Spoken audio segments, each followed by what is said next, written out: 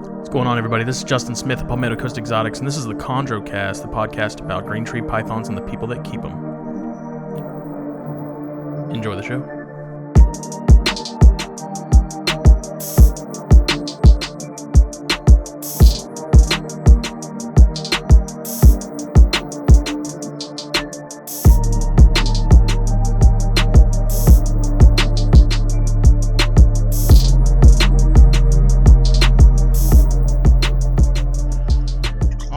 Well, we are already recording, but welcome everybody. This is episode 11 of the ChondroCast. I'm Justin Smith of Palmetto Coast Exotics, and today I'm joined by Cody Bartolini of Terrestrial, Arboreal, and Forrest Fanning of Reptek. What's up, guys? How's it going, Justin? Hanging out, another day in paradise. Glad to be on with you guys, man. Yeah, Be a good time. This is a good one because originally it was going to be Cody, and then Cody's like, hey, can Forrest come? I was like, hell yeah, he can. Hop on. No, I figured, it's kind of long been overdue that we're on one of these together. And, we got our start in Condors together. Right. So I feel like a lot of my stories are like incomplete if Forrest isn't, a part of them, and I would be talking about Forrest anyway. So I figured, well, why not have him on? So then I don't have. Yep. Yeah. So then I don't have to talk as much. Yeah. No. Oh man. No, that's the truth. Usually beginning a podcast, they ask you how you got started and stuff, and the Cody and me story always ends up being a big part of that whole discussion, because it was so when I got my start in chondros, and for me it was pretty close to about it was I always say that meeting Cody was a major part of me starting to get really serious with it. I knew I wanted to do it. I was spending a lot of time online, and I kind of had an idea of the direction I wanted to go with stuff, but when I met Cody and was able to be around somebody else that, not only wanted it just as bad as I did, but he had a lifetime of experience already, when we were in our late teens, early 20s to feed off. So it was, it was a crazy ride ever since, I guess. Yeah. So who got the first chondro? Like what was the start of chondros, and why were you guys drawn to them initially? Well, I'm gonna answer this one, and Forrest, you can chime in. I would say that we pretty much simultaneously got into chondros. We were roommates at the time, and we had met at a little flea market reptile shop called the Snake Shop. And I was wearing a Reptile Gardens T-shirt because I'm friends with the curator there, Terry Phillip. We became friends at a 2006 IHS where I got the shirt. And Forrest grew up in South Dakota and also knew Terry because Reptile Gardens was not far from him. And Forrest came up to me. He's like, "Oh, you've been to Reptile Gardens before?" I'm like, "No, actually, I haven't, but I do know the curator." He goes, "Oh, Terry, me too." We started talking, and there were a couple of Beox at Randy's shop, and Randy Claus is this name, and he actually has a storefront, I believe, out in Las Vegas, Nevada. That's where Forrest and I met, where I grew up, and Forrest was like, yeah, I know Terry too. We were looking at these chondros and stuff, and just talking about Reptile Gardens and all of that. It came up that Terry was also into chondros, and I really looked up to Terry, still do, and he's predominantly a venomous and crocodilian guy, so as am I. And I thought, man, if Terry thinks these things are cool, they must be cool, because they have a very venomous appeal to them for me.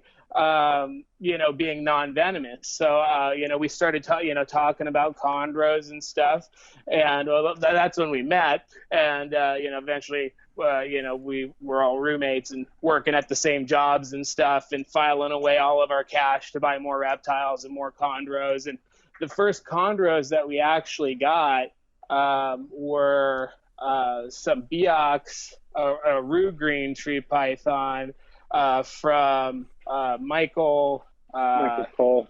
No, not Michael Cole. No, it was Michael Powell. Michael Powell. Yep. So that was from Michael Powell. Forrest got some Beox. I got an Aru from Michael, and those were our first chondros. In addition to another Aru that I picked up from Kevin Switzer back in the day. That was a really nice Aru. So, we just got a small collection of chondros, and, we're always on the MVF, the Morelia viridis forums, and just kind of lurking there, never posting, just researching, getting into chondros, and, making some pretty funny, silly, mistakes along the way, and having some successes too, and all that. I'll come up for air and let Forrest talk here a little bit. Oh yeah, that's a very, very accurate I guess introduction to how we got them and why we got them. And for me it's the same thing. Just for one, I mean, just the snakes themselves were just the most beautiful animals I'd ever seen. I mean, just seeing some of the designer stuff that was happening at the time, and I was kind of in the, I guess what seems like now the glory days of chondros, when Maxwell was at his peak, and definitely the MVF forum was really going strong, the Chondro Coalition, and so as much as liked all this other stuff, the appeal to really want to be to specialize in green tree pythons drew us in, and not only the snakes, but I mean, to this day, I feel like it was a lot of those core players, whether it be, Rico Walder, rest in peace, Terry Phillip, Trooper Walsh, Marshall Mendez, all these guys, Gary Chavino, these are people that still to this day, there's nobody out there that I look up to than this group of people that really made chondros what they are. And so it was, I'm glad looking back that we did go that route, and because it led to a lot of really incredible experiences and friendships, and a lot of good lessons, and plenty of humbling experiences. So, to say the least. Yeah, I was going to say, they definitely are really good at making you go through some growing pains as far as getting into them initially, and, losing a handful, and then learning how to keep them alive. And once you crack the code, they're a breeze. But, man, I feel like everybody goes through that phase where they get into them and they lose a few, and then they get really discouraged, but then they, for some reason, keep at it. And I think that never really stops. You can get more dialed in on what you're doing and your husbandry practices and stuff, but it's kind of one of those things. You just you got to be on top of yourself. You got to be on top of your husbandry. You got to be on top of your disease management and quarantine. More and more people are starting to test their animals now for common viruses like nidovirus and stuff, and that's only raising the bar, but it's still, you're going to if it's not nidovirus, it's something else, right. So there's so many things that you have to be on top of and always be, it's like we're just paranoid all the time in this. I walk around and I look at animals and I'm like, oh shit, your head's facing up instead of down today. What's going on with you? When things are going really smooth, you're like, okay, what's going on? You really have to okay, things have been running pretty good. You never just I guess the people that are serious into it and that have been around forever, that's probably, some things that are going through their heads all the time. Okay, things are going good. and they're just paying attention to their animals. But you're always when things are going good, I'm like, where's that wheeze at? Yeah. Who's the next one that's gonna look all waxy and crummy and go, oh God, here we go again. Like, we got to test these things. We got to, hopefully they don't die, after you spend so much money. I mean, Forrest and I have hemorrhaged so much money on these animals. And when bad things happen, because they definitely do, everybody thinks, oh, you get these snakes and, the bottom line, they'll breed. Oh, look at these amazing pairings. Oh, I'm going to raise this one up and breed it. It's like, I hope so, but people with all the other different species and stuff that we keep, people are like, oh, that'll be really cool. And you breed that. And I'm like, I hope I could breed it. It's like, if I could get through everything, you got to get things from a neonate to a breeder. And so much could go wrong in that, in that time frame. And, that's why you have to have a lot of these animals, because some of your players are going to be down and they're going to, and you're going to have to, it's just, you hope that they breed, you do everything that you can, but it's like, you always have to be ever vigilant on what these animals are doing and how they're behaving. From across the room, I could look and see if something's abnormal about one of these animals. And it's just, I would say I'm stressed more than I'm overjoyed with things that are going on, because even when things are going good, I'm kind of stressed out that, I hope they continue to go good. I hope nothing's I hope everybody's good. So, but I mean, Forrest and I, we've had a lot of chondros. We have had a lot of chondros. If you had to guess how many, how many would it be? Oh man. Roundabout. I'd say a couple hundred. Yeah, I mean, I would say, me personally, I'm the world's most unsuccessful person there's ever been with chondros. I mean, I can't imagine there's been somebody that, and a lot of it's, and a lot of it I genuinely feel terrible about, because it's been stuff that when I got it was my dream to be able to preserve that lineage and those animals for future keepers. One of the things that happened, and why that number is so high is one of the commercial breeders down in Florida, who I consider a dear friend and mentor, had bought the Reptiles by Mac chondro collection, and the Mac lineage, had always been something that I sought after and really wanted. And there's also always a lot of kind of questions around animals and why they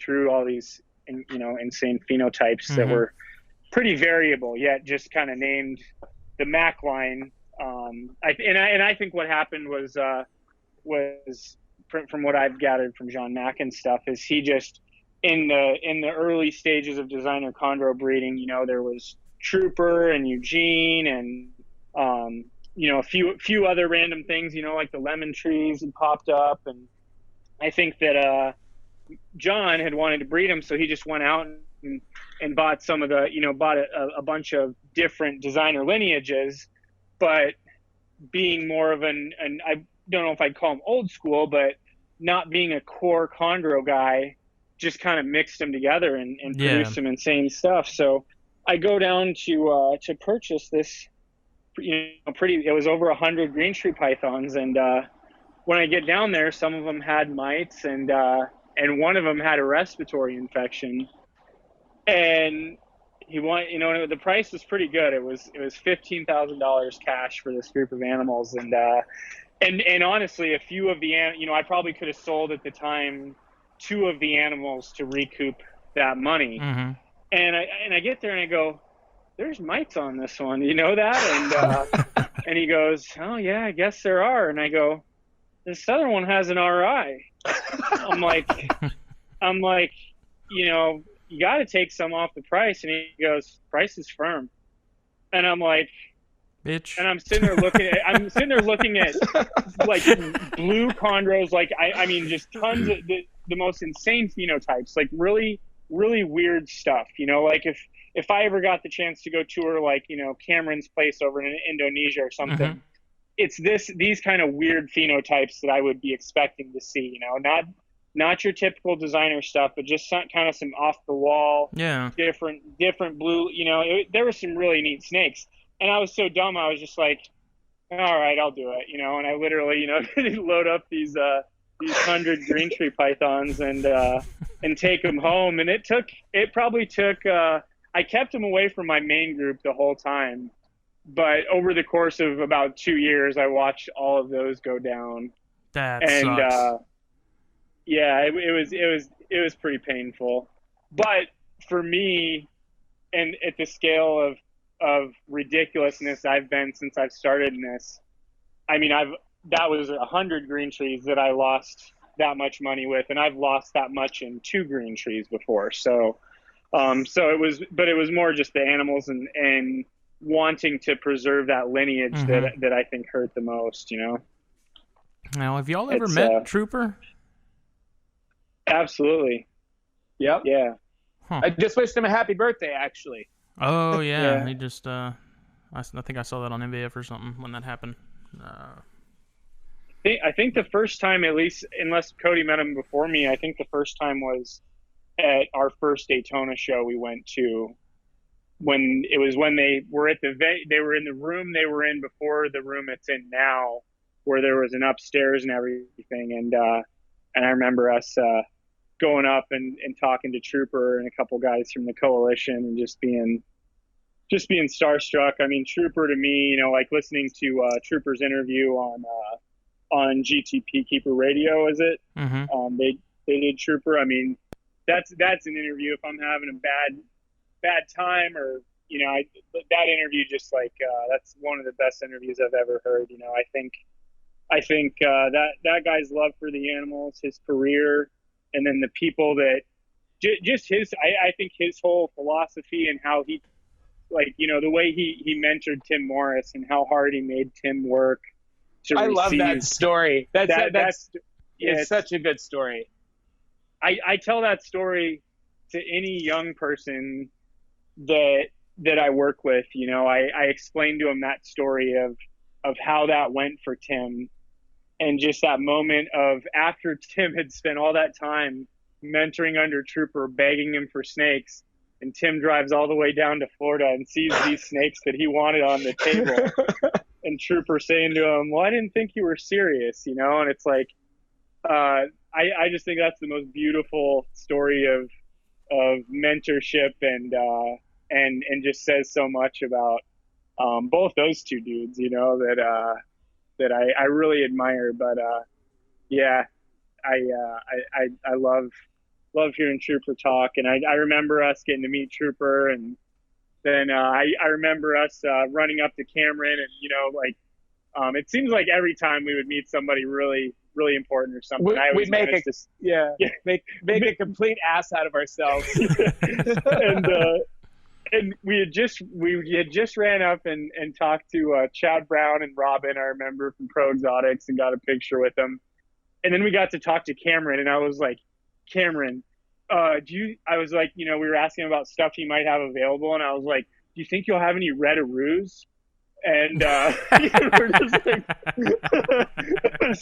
it was just like, oh my god. The thing is, the jury is out on who actually asked that stupid question, because I swear I was the idiot that ran up and was like, you know, like, are you gonna have reds? Like, you know, he's like, what? I'm like a ruse, or like, I don't know. It could have been you. Like, who knows? It was one of us, but one of our mouths said red a ruse, and he was like, there's no red a ruse, like, you know, basically, and it's like, oh, okay, bye. You know, walk away like, oh god, you know. But you know, I'm sure if I talked to Cameron now, he would definitely not remember me. So that would be okay. He probably wouldn't remember that moment either, but maybe he would. I don't know. Yeah. You're like, oh yeah, these idiots that asked if I had any red aroos, you know. He should have just said yeah and sold us some Beyonce. Yeah. Oh man. Yeah, so, Cameron's another guy that it's incredible to hear him talk and all the stories and everything, and I think that's kind of the reoccurring thing is, man, these animals sure drive me nuts. The green trees do, but just the people and the stories behind them are pretty epic. Mm-hmm. Oh, totally. Oh, I love the people, not all the people, but a lot of the people. And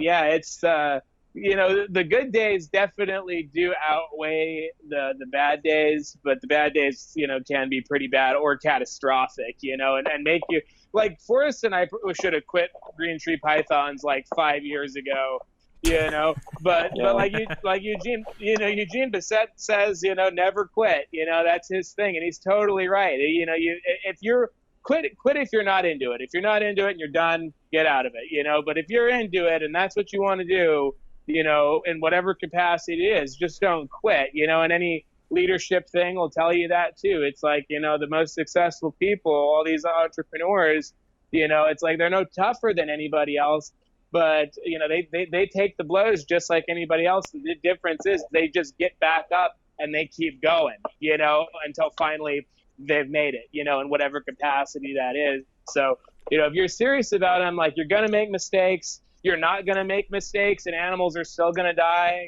Definitely. You're going to hatch some stuff, you're going to have animals that don't pip, that looked awesome, that absorbed their yolk or slit the egg and they died in the egg, and you're going to go, what the hell happened? You're just not going to know, but if you just keep going, and you're serious about it, eventually, you're doing it. So, and only you could define success for yourself, I guess, whatever it is you're trying to accomplish. But, if you're just a hobbyist that has, a few animals and a good paying day job, and it's not the end of the world for you when things, die, or, you hemorrhage all the money to get the animals and they die a few weeks later, and, people aren't willing to refund your money or whatever, it's like it hurts. We've both lost a lot of different. Yeah, it does. We've lost a lot of money, not just chondros, just everything reptile related. It's not exclusive to chondros. it's just the nature of the business, or the industry, zoological and public. So, Mm-hmm. Yeah. Yeah, I can say as someone I've only been keeping chondros for 2 years now, but I've experienced a pretty good bit of the problems that I think most people experience, in the first handful of years, and it's definitely one nut shot after the other. Yeah, you just produced the clutch. How are those guys doing? They're being a gigantic pain in the ass. Yeah, that sounds about right. Nope. With Forrest and I bought these snakes. I just consider them our snakes because we, like everything was just, whether Forrest bought it or I bought it or we both threw in our money, it didn't really matter. It was one and the same. Mm-hmm. But, I ended up getting a pair of Laras or Larays, however you want to say that, from Randy at the snake shop. They were adults. They were already copulating in the store. That's why I was like, I'm gonna buy those, and they were reportedly bushmaster animals that somebody got as neonates and raised them up, and that's what they said they were. So you can only be so confident. Forrest and I both think that they were canaries that had gone green because they had a really nice, that powdery hue to them. With that, they looked very Capio, to me. But anyway, we produced the clutch. There were 17 eggs, 15 of them hatched, all yellow neonates, and they all, up to like 3 years old, and these animals almost had no green, like a scale or two of green. That's another reason we're like, I don't know if they're canaries or not. The babies, like, should they be changing by now? But they were all nightmares to get eating. Mm-hmm. They were all runners. They were horrible. I'm pretty sure I was assist feeding a few, if not all of them, or force feeding. But eventually they got with the program and started eating on their own. Yeah. How long did that take though? How long? Of assisting?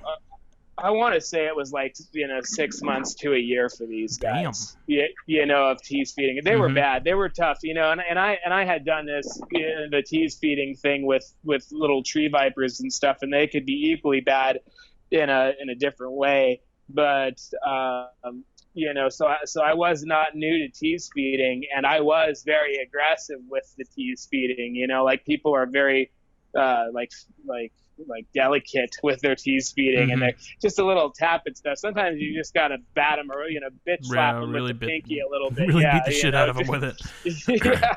Yeah, get them to bite it defensively and throw a coil around it, and hopefully they cover their eyes with that coil, and you can like sneak away in whatever fashion you want to.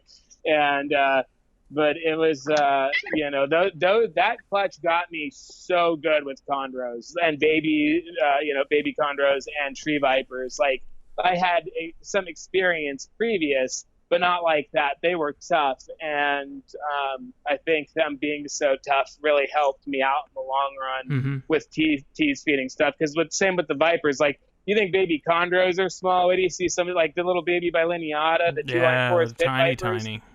Tiny. They curl up on a dime. You got to give them if you didn't have Reptelinks, you give them like a mouse leg or something, right, or a hopper leg. But Reptelinks makes a micro link that's like and they make an iguana link and a frog link, and those things in nature eat that stuff. So more nutritionally sound, but like I would love to do Reptelinks for baby chondros and stuff, especially if they're being picky and you got to assist or force feed them. Those links are awesome. Like you just pop them in, push them down. Rodents, like other than like the clipping the tails and stuff like that, nutritionally they're not really getting much there. Right. The Reptelink has it's like large adult animals and things. Like whether it's frog legs and rabbit or quail or iguana or whatever, it's blended in there with all the connective tissue and bone and stuff. So even though it's this little tiny package, it's more nutritionally sound for some of these smaller snakes that can't even take a pinky yet. So if you gotta just pop one of those things in their mouth and just I was doing that with the bilineata. Well, I gotta order more Reptelinks, but I was doing it with some rat tails the other day on the bilineata. And I would put them in a little non-spermicidal lube and just bloop right down the throat. And that's how I'm doing it right now with these snakes, because honestly, they're going to get some size on them, and then they'll be able to take that stuff on their own in a less stress-free manner. Like I don't know what's more stressful. Tease feeding, now these things are a pain in the ass too. Tease feeding and beating the hell out of this snake for 30 minutes and stressing it out, to where it finally grabs it and maybe eats it, but it might not. And if you just give up on it, then it goes another however long before you give it a meal. And with these little bilineata, they're so small, you just pull them up, pin them, pop that thing in their mouth, push it down, they're back in their cage crawling around, and it's over. And it took me 2 minutes versus 30 minutes of literally making it look like I'm a predator to the animal, scaring the shit out of it. They're like some of these chondros, you gotta make it like those Laras. They were so tired and worn out. They were holding their mouth open like, fuck, no more. I'm dying. Yeah, and then they grab it, and and out of sheer exhaustion, they eat it. And it's like, would it have just been easier to pop something in its mouth and push it down the rest of the way? Like the Reptelinks would be good for that. Then once they get a little size on them, and then they could take rodents, get them on a fuzzy, and where there's some bone and there's some density and there's, like some organs, and it's not just like, giving them a burrito, with like empty calories, It's funny you say that too, because that's kind of the crossroads I was at with this clutch. I talked to a few people and they were like, oh, you shouldn't be force feeding anything yet. They're not, it's only been, a month or so at that point. And I was like, these guys got to get something in them. And so I was talking to Harlan and I was like, should I just put a tail or a head in there and just call it a day? Like that 10 seconds of stress of me grabbing them, putting that tail in, putting them back in, and then closing the thing. I was like, that can't be that stressful compared to what you were saying with, tease feeding them for 45 minutes a night and it makes me hate them. It makes me hate them at the end of it. It might take me 2 days to get through them if I'm doing the teeth feeding from start to completion and making them eat, you know? Mm-hmm. And it's like, I don't know how much progress I'm doing. Like if I just, force feed them or assist, a lot of these bilineata, they're all being assist fed technically, because I'll pop it, a rat tail in currently until I get the links. And I'll pop it in their mouth like halfway and let them go. And as they crawl away, they start working it down. Yeah, So that's what mine are doing. Yeah, like once it's in there, it's like they've been eating since day one. Like they know exactly what to do. But getting them to take pinkies has been an absolute nightmare. Totally. And they do that a few times or however many times it takes. They get that muscle memory down of what they're doing. They're probably also remembering the smell and whatever, and that this is food. And then eventually you go from having to do that to where, periodically you'll offer them in the regular fashion until they finally take it. And right now with these things, they're so small. I don't want to be stressing them out and just doing this and then like them not eating, because I know there's a lot of them that are just not going to respond. Like they'll all bite it and stuff, but they'll hold it and they'll fling it. They'll probably eat it. If I was willing to stand there for 30 minutes while they hold it before they decide they're going to spit it out, and so and I'm gonna have to do it again. It's like, all right, well, I'm just I did that when I was at the alligator farm with some pygmy rattlesnakes. We had a pair of pygmy rattlesnakes that were on display that were housed together. They dropped a few babies. And these things just wouldn't want to eat anything. And in nature, pygmy rattlesnakes will eat like little centipedes and scorpions and grasshoppers and little toads and whatever, probably very generalist feeders with small stuff, little skinks. And but you try to give them any of that stuff in captivity, they're not going to eat it, regardless of how decked out your setup is and how naturalistic, whatever. You're going to – so – I was force feeding those things for about a half a year, and every other, feeding, I'd throw a pinky in there or something, see if they'd eat it on their own. They didn't, so I'd keep force feeding them or assist feeding them until, finally you drop that pinky in there, and then they eat it, and it's like, okay, now they're off and running and stuff. So with these like little bilineata, and the same thing could be applied with chondros too, to somebody that knows how to restrain them and do all that stuff, right? Yep. And not hurt the animal. They're very delicate, but it's like these little guys, after the bilineata, after we force feed them or assist feed them, once they shed a time or two, because right now they're small and easy to handle, easy to pin, easy to put something in their mouth, just like a little chondro. Once they get some size on them, try to work with them. Try to work with it like 2 or 3 at a time with actual teeth feeding and seeing, are they more accepting of grabbing and eating it quickly in front of you, or grabbing it, not dropping it when you go to slide them back in the rack or shut the door or whatever enclosure that they're in, and you're afraid that they'll drop it, just kind of work your way up from there. But it's, a lot of the techniques are all very similar, and, all the information is just plastered all over these chondro forums and pages, because all the chondro people are so tired of everybody, asking all these newbie questions or whatever. But it's like people have these legitimate questions, but like, you read that stuff and you just, apply your own techniques with them. There's a lot of people that have a lot of different techniques on things, and a lot of things work for a lot of different people. Like Eugene Bissett says, there's 100 ways to cook a chicken. So, but right now with these snakes, I think it's less, I see while I'm working with them, it seems less stressful to do what I'm doing now than to tease feed them. Just do it and get it over with. And then, it'd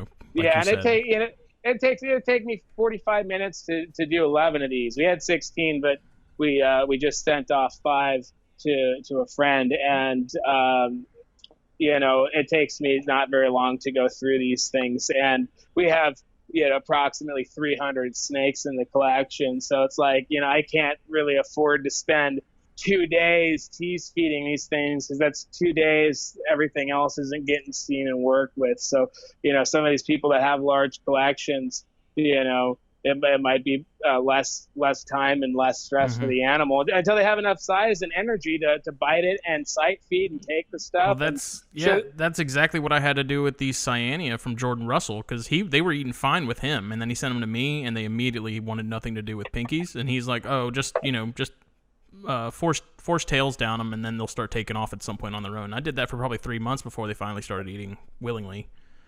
And it sucks every time. I hate doing it, because it's not fun, but it's easy, and just it's probably the less stressful way to do it, Yeah, it's not easy, or I mean, it is easy, but it's like whenever I'm doing that, I'm always like, man, you're not eating on your own, and I have to do this. Like, I hope also that I'm not going to be killing you by doing this, but then I've done it with enough animals that have gone like reared up to good established adults, having to tease, like force feed them and stuff in the beginning. And sometimes with some of these exotic snakes, that's just how you have to do it. Some of these things, like, they're born and they want to eat a little toad, a little frog, a little skink, and they're just not going to eat, a pinky mouse. Like, so like you got to get them to eat something. And once they get past, they're very hardy. Like all these arboreal snakes, chondros especially, once they get past that little finicky stage, they're incredibly hardy animals. And basically, in my experience, as long as they don't have nidovirus, they're pretty easy captives, not very demanding, and very hardy. I completely agree. But how many? Like Forrest, how many condors do you have in your collection right now? Probably around 20. Oh, okay. Probably about 20. I don't feel so bad now. I thought you were going to say like 60 or 80. I have to be like, man, Nope. Do not have that many anymore. So. And you've got a good bit of Rico animals, right? Yeah, I've got some decent amount of Rico stuff. Like I still have Blue Pepper, who's 05189. Got some different Rico Blue Line stuff. Got some lemon tree stuff that I'm really excited about. I had crossed lemon Biak with a 75% Kofiau, 25% Biak female. So I've got all but one that Bartolman has, but I have a couple animals from that pairing, and one of them's a almost solid yellow male. So I've got that, and then I've also got Brooke Bernstein's sole offspring. It's a green animal, but it's from pure lemon tree bred to an Sid Harvest animal. So it's got Maruk outcross and Dream Lemon in it. So, so that's I really like the Maruk outcross blood. I think that mixing that in with Calico and Blue Line and of course Dream and just all that mixed together, I feel like hopefully in the next couple of years, if anyone's successful, I feel like maybe some of that Maruk outcross stuff will start producing crazy stuff. And then I've got a pretty diverse group of Kofiau Islands. I've got one canary that's solid yellow, and then I've got 4 other unrelated animals. So I've got, I think, 5 unrelated Kofiaus, and then just recently this year I brought in the first mosaic line animal into the U.S. So I've got a breeder. Oh yeah, you got that one from Pedro. I forgot about that. Yeah, so I bred him to a female, a red Cyclops female, and she's not eating, so I need to, I don't know, sometimes when they're that far along, like I want to ultrasound them, but at the same time I'm just like, I'll leave them alone, see what happens. I've got a pretty diverse collection of stuff, just like Cody, so I think that's been a lot of my problem over the years is like I run a rodent business for a living, and that's my focus. I've got employees and a big operation, and that's where my focus is. And the reptiles are just kind of more fun and stuff that I like to do to make me happy. But like as far as really focusing on breeding, I've always had to kind of put more of my time towards the rodents. So that's my excuse. Yeah, you definitely got a hell of an operation as far as that goes. Yeah, it's something. I'm cleaning. I've had a couple employees quit over the past few weeks, so I'm short staffed. So I'm actually cleaning mice right now while I talk to you guys. I was actually I had to feed a bunch of the stuff from the recent South African import, some coral cobras, and Cape cobras, and Nile Woody, the black spitted cobra, bunch of puff adders, bunch of stuff, and I was like, you know what? I'm just gonna focus on this interview and not do that, because normally that's what I do all day long.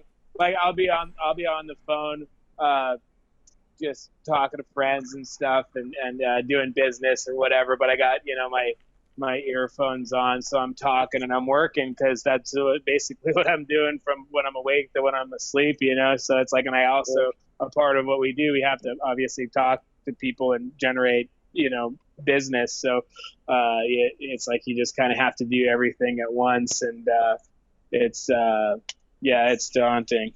How many Condors do you guys have right now, Cody? Oh man, I actually don't have the full number. Probably about 20 animals. Okay. Yeah, I saw a handful of them at Carpet Fest, man. They were so good looking.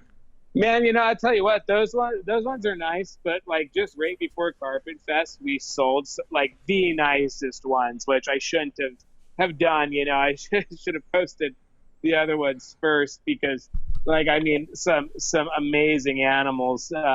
Francis Gatton down here in Florida, in South Florida, he got one animal from us that it's just a really, really melanistic animal. It looks so good, and I was like, I wish that it's just a little longer, and it would have, people would have got to see it. But Francis posted a lot on the various Screen Tree Python pages on Facebook and stuff. But like, phenomenal animal.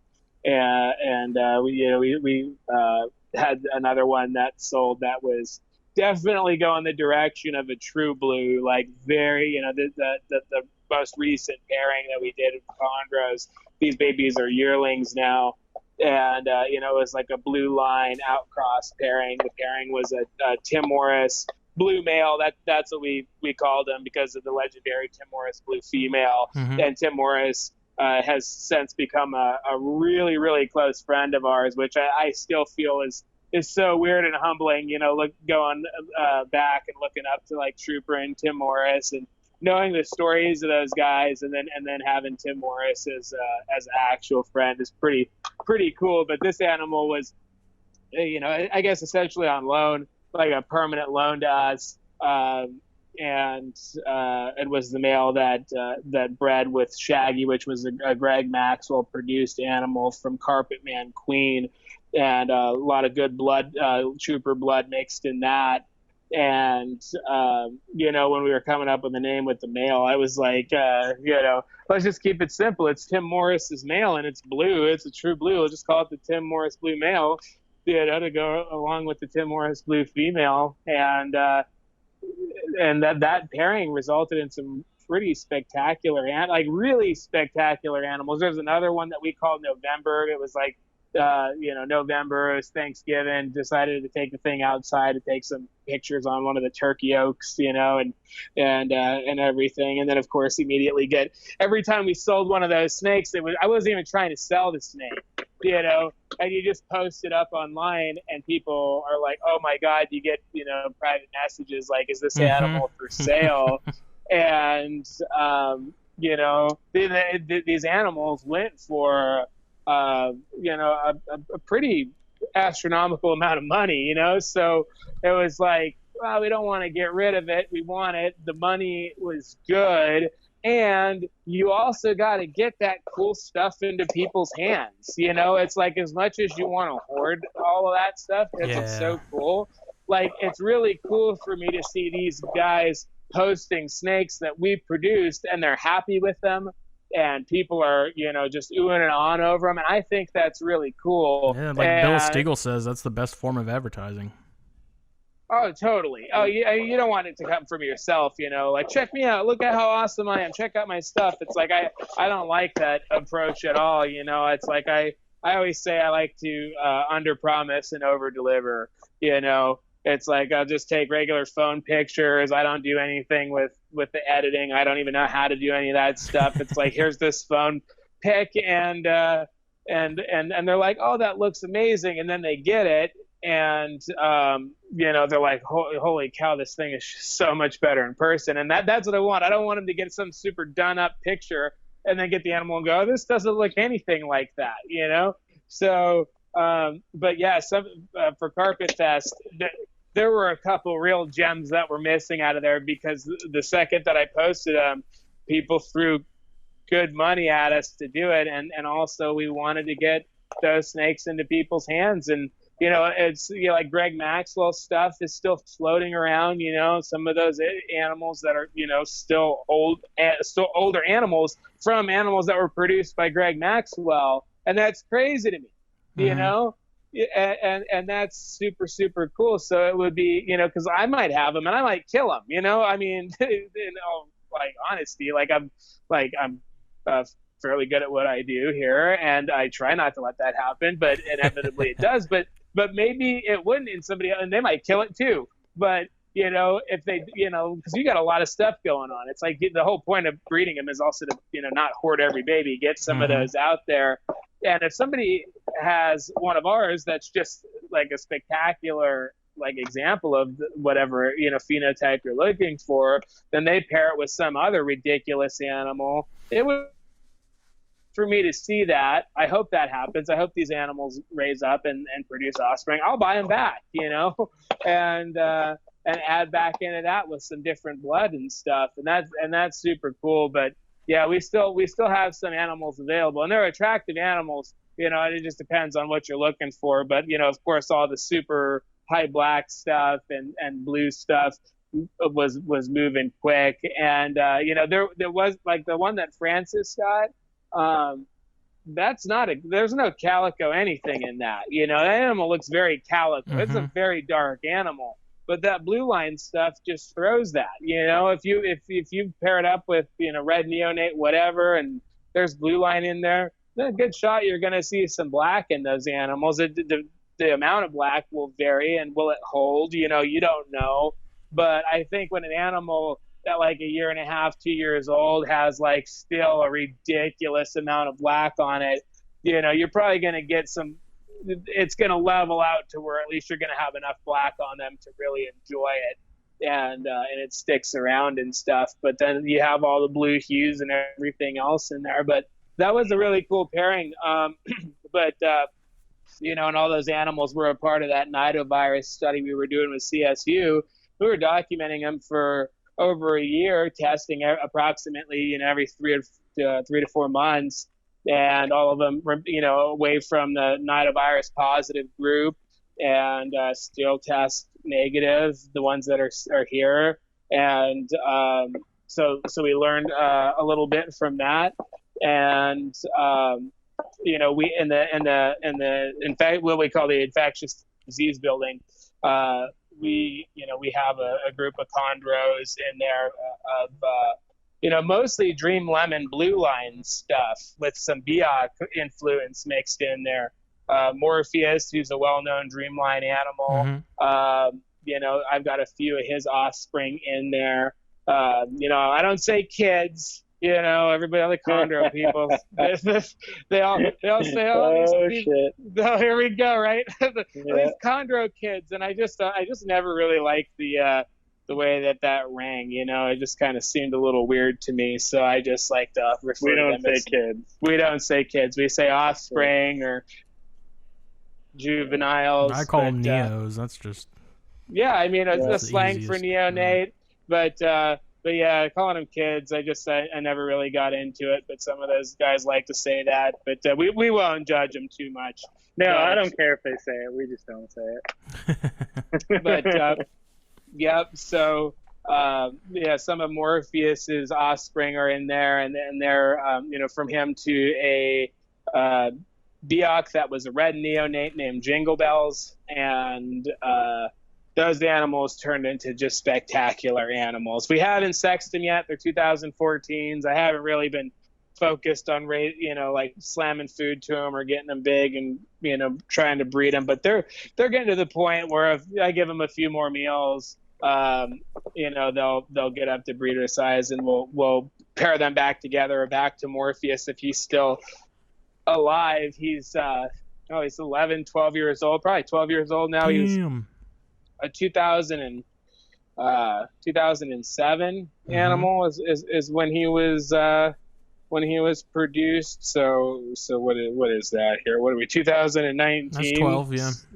Yeah, 12. 12 years old. So that's he's awesome, and he's still eating and looks good. He's nidovirus positive. You wouldn't know it. Totally asymptomatic and acts totally fine. And That's awesome. I hope we can get a clutch out of him before he goes.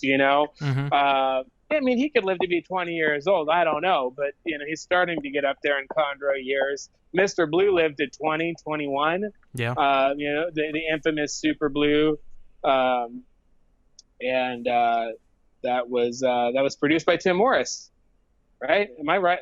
I'm right there, right? Yeah, I just got to make sure. Yeah, the legend, PMBF, right? I got all the information. I'm gonna butcher it, but yeah. How old was the green tree at St. Augustine when you were still working there as a senior keeper? We had two of them, and they were both males. There was one that you remember, that one that was just blue. Yep. It was a Dallas Zoo. I think it was a Dallas Zoo male, and that animal. They were, and there was another one. I think it might have come from Jacksonville Zoo. Both of these animals were approaching 30, and but I mean, the age kind of showed a little bit. I mean, at a chondro that's almost 30, you're gonna see it in them. But they both ate, and they were awesome. But it's so funny because my buddy Nick Gordon is at Toledo Zoo, and first time I went up there to see him, we were back behind the scenes, and he's like, "Oh, you might think these are cool," and there's these two green tree pythons there, and both of them were over 30, and both of them were Dallas blue bloodline or Dallas bloodline as well, and what the male was definitely what you would consider at least a true blue, but pretty incredible. Just goes to show that these things can live a long time, and it's crazy to think, but there's definitely something to be said about that Dallas Zoo stuff too, because maybe that's some of the, obviously all those green trees came from Trooper. Trooper had produced them and kind of distribute at least a lot of them. So I don't know if that's why you keep at these zoos you run into these random blue chondros. I've definitely heard that at the National Zoo that you'll run into some blue chondros behind the scenes there. So I don't know. It's so cool, and it's so funny too, because like the keepers there, even though they might like green tree pythons, they don't care about that. They don't care at all. Yeah, they don't care about it like a chondro person would. Like a chondro person would walk back there and like pass out, and they'd be like, whatever, it's a blue green tree python. Like they don't really care. Like they appreciate it, but it's really funny to see how zoo people are. I remember when I saw that Dallas Zoo male when I first started at the farm, and I was like begging them to let me take it home for my own collection. I was like, oh, come on, and I almost got there, but then that male ended up passing. They both did during my time there. But yeah, they were both around 30 years old when they died. So, pretty spectacular animals. It's so funny to think about how easy we have it now. Because you think about guys like Trooper, who were some of the original to, first breed them, and just how much of a absolute nightmare it must have been to make that happen. Oh, totally, and probably more fun too. Like no social media, yeah. no armchair expert opinion and stuff. And like it was like me when I first got into reptiles as a little kid. There was like all I had was exotic pets in Las Vegas, owned by Ken Foose and Kim, who was his wife, and they were like family to me, and. It was just them. It was the pet shop, and like just me going out herping and just being stoked on reptiles. And I definitely was probably on the last tail end of what it was like to be, because like the internet wasn't a big thing yet. It was still playing Oregon Trail on the old computer at school. So. It was just like, library books and just the insight from those guys at Exotic Pets.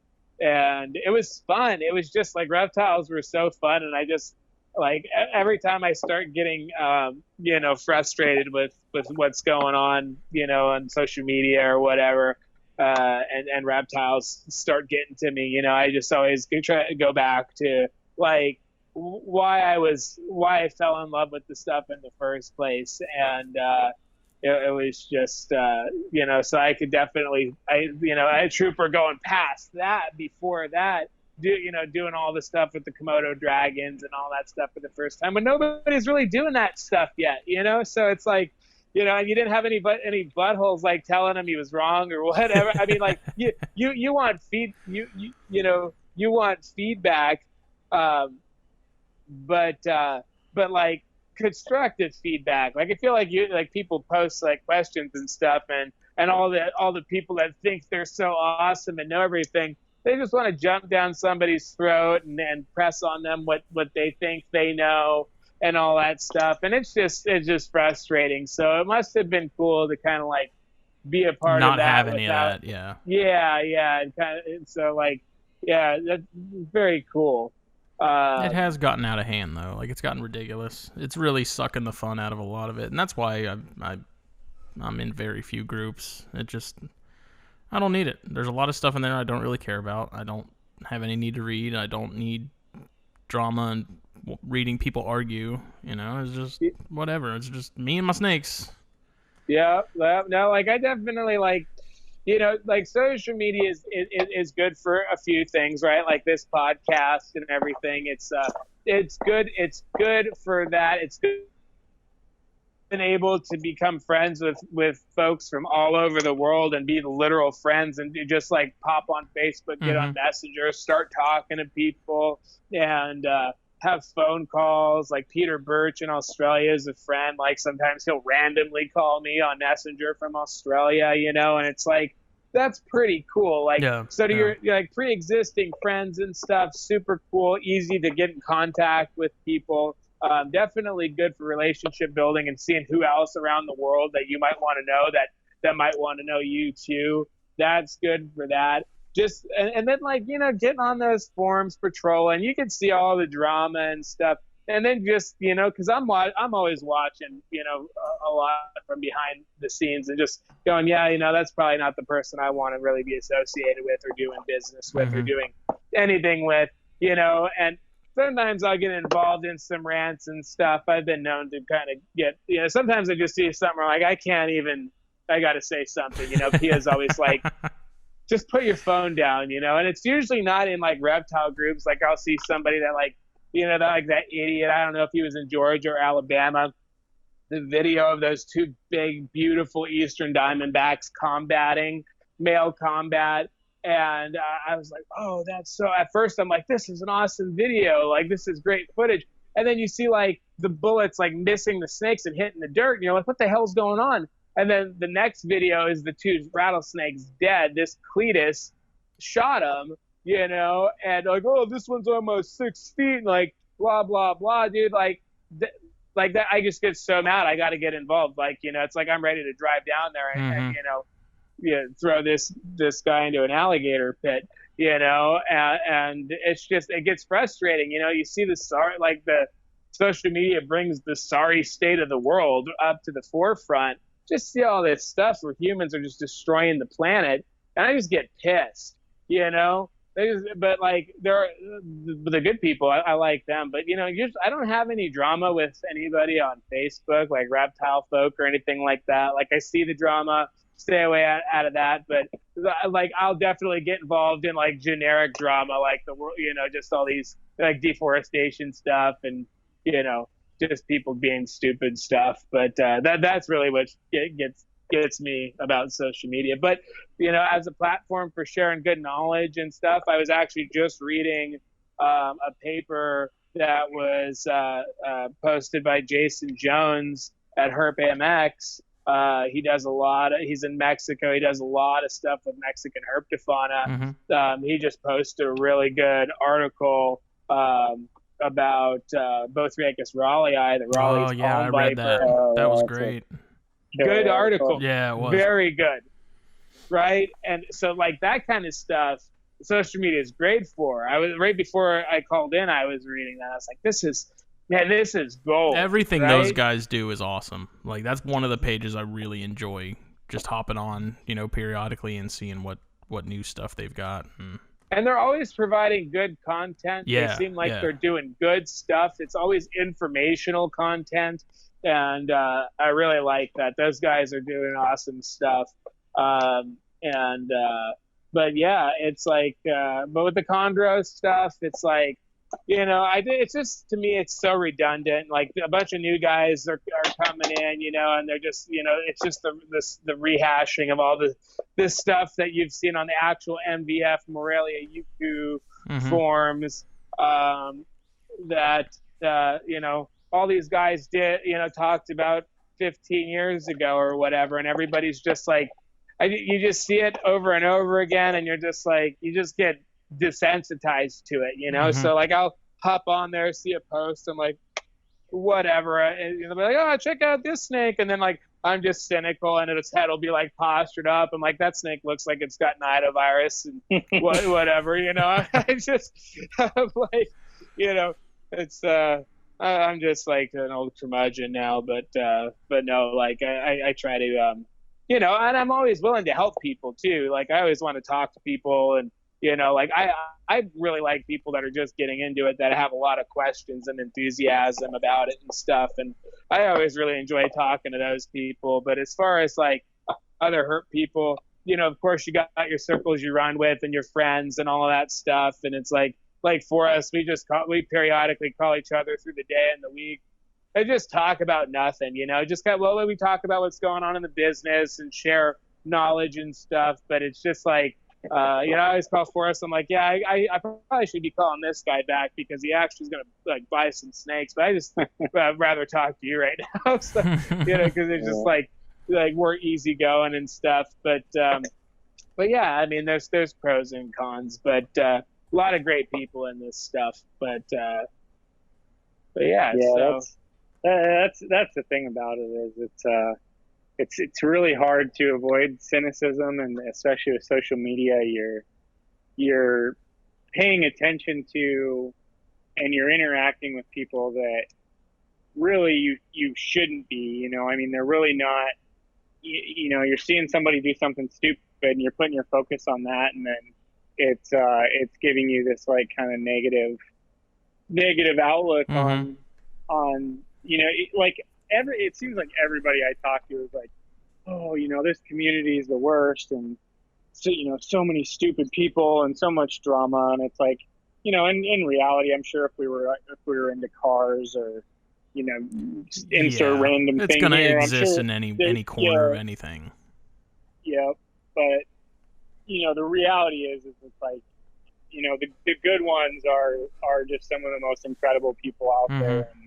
And if you're putting your focus on meeting other people that are really serious about it and just learning all the time, and you're not trying to create this persona or this identity of knowing it all. And a lot of those people, I mean, their favorite part of keeping animals is judging other people for them doing things wrong, or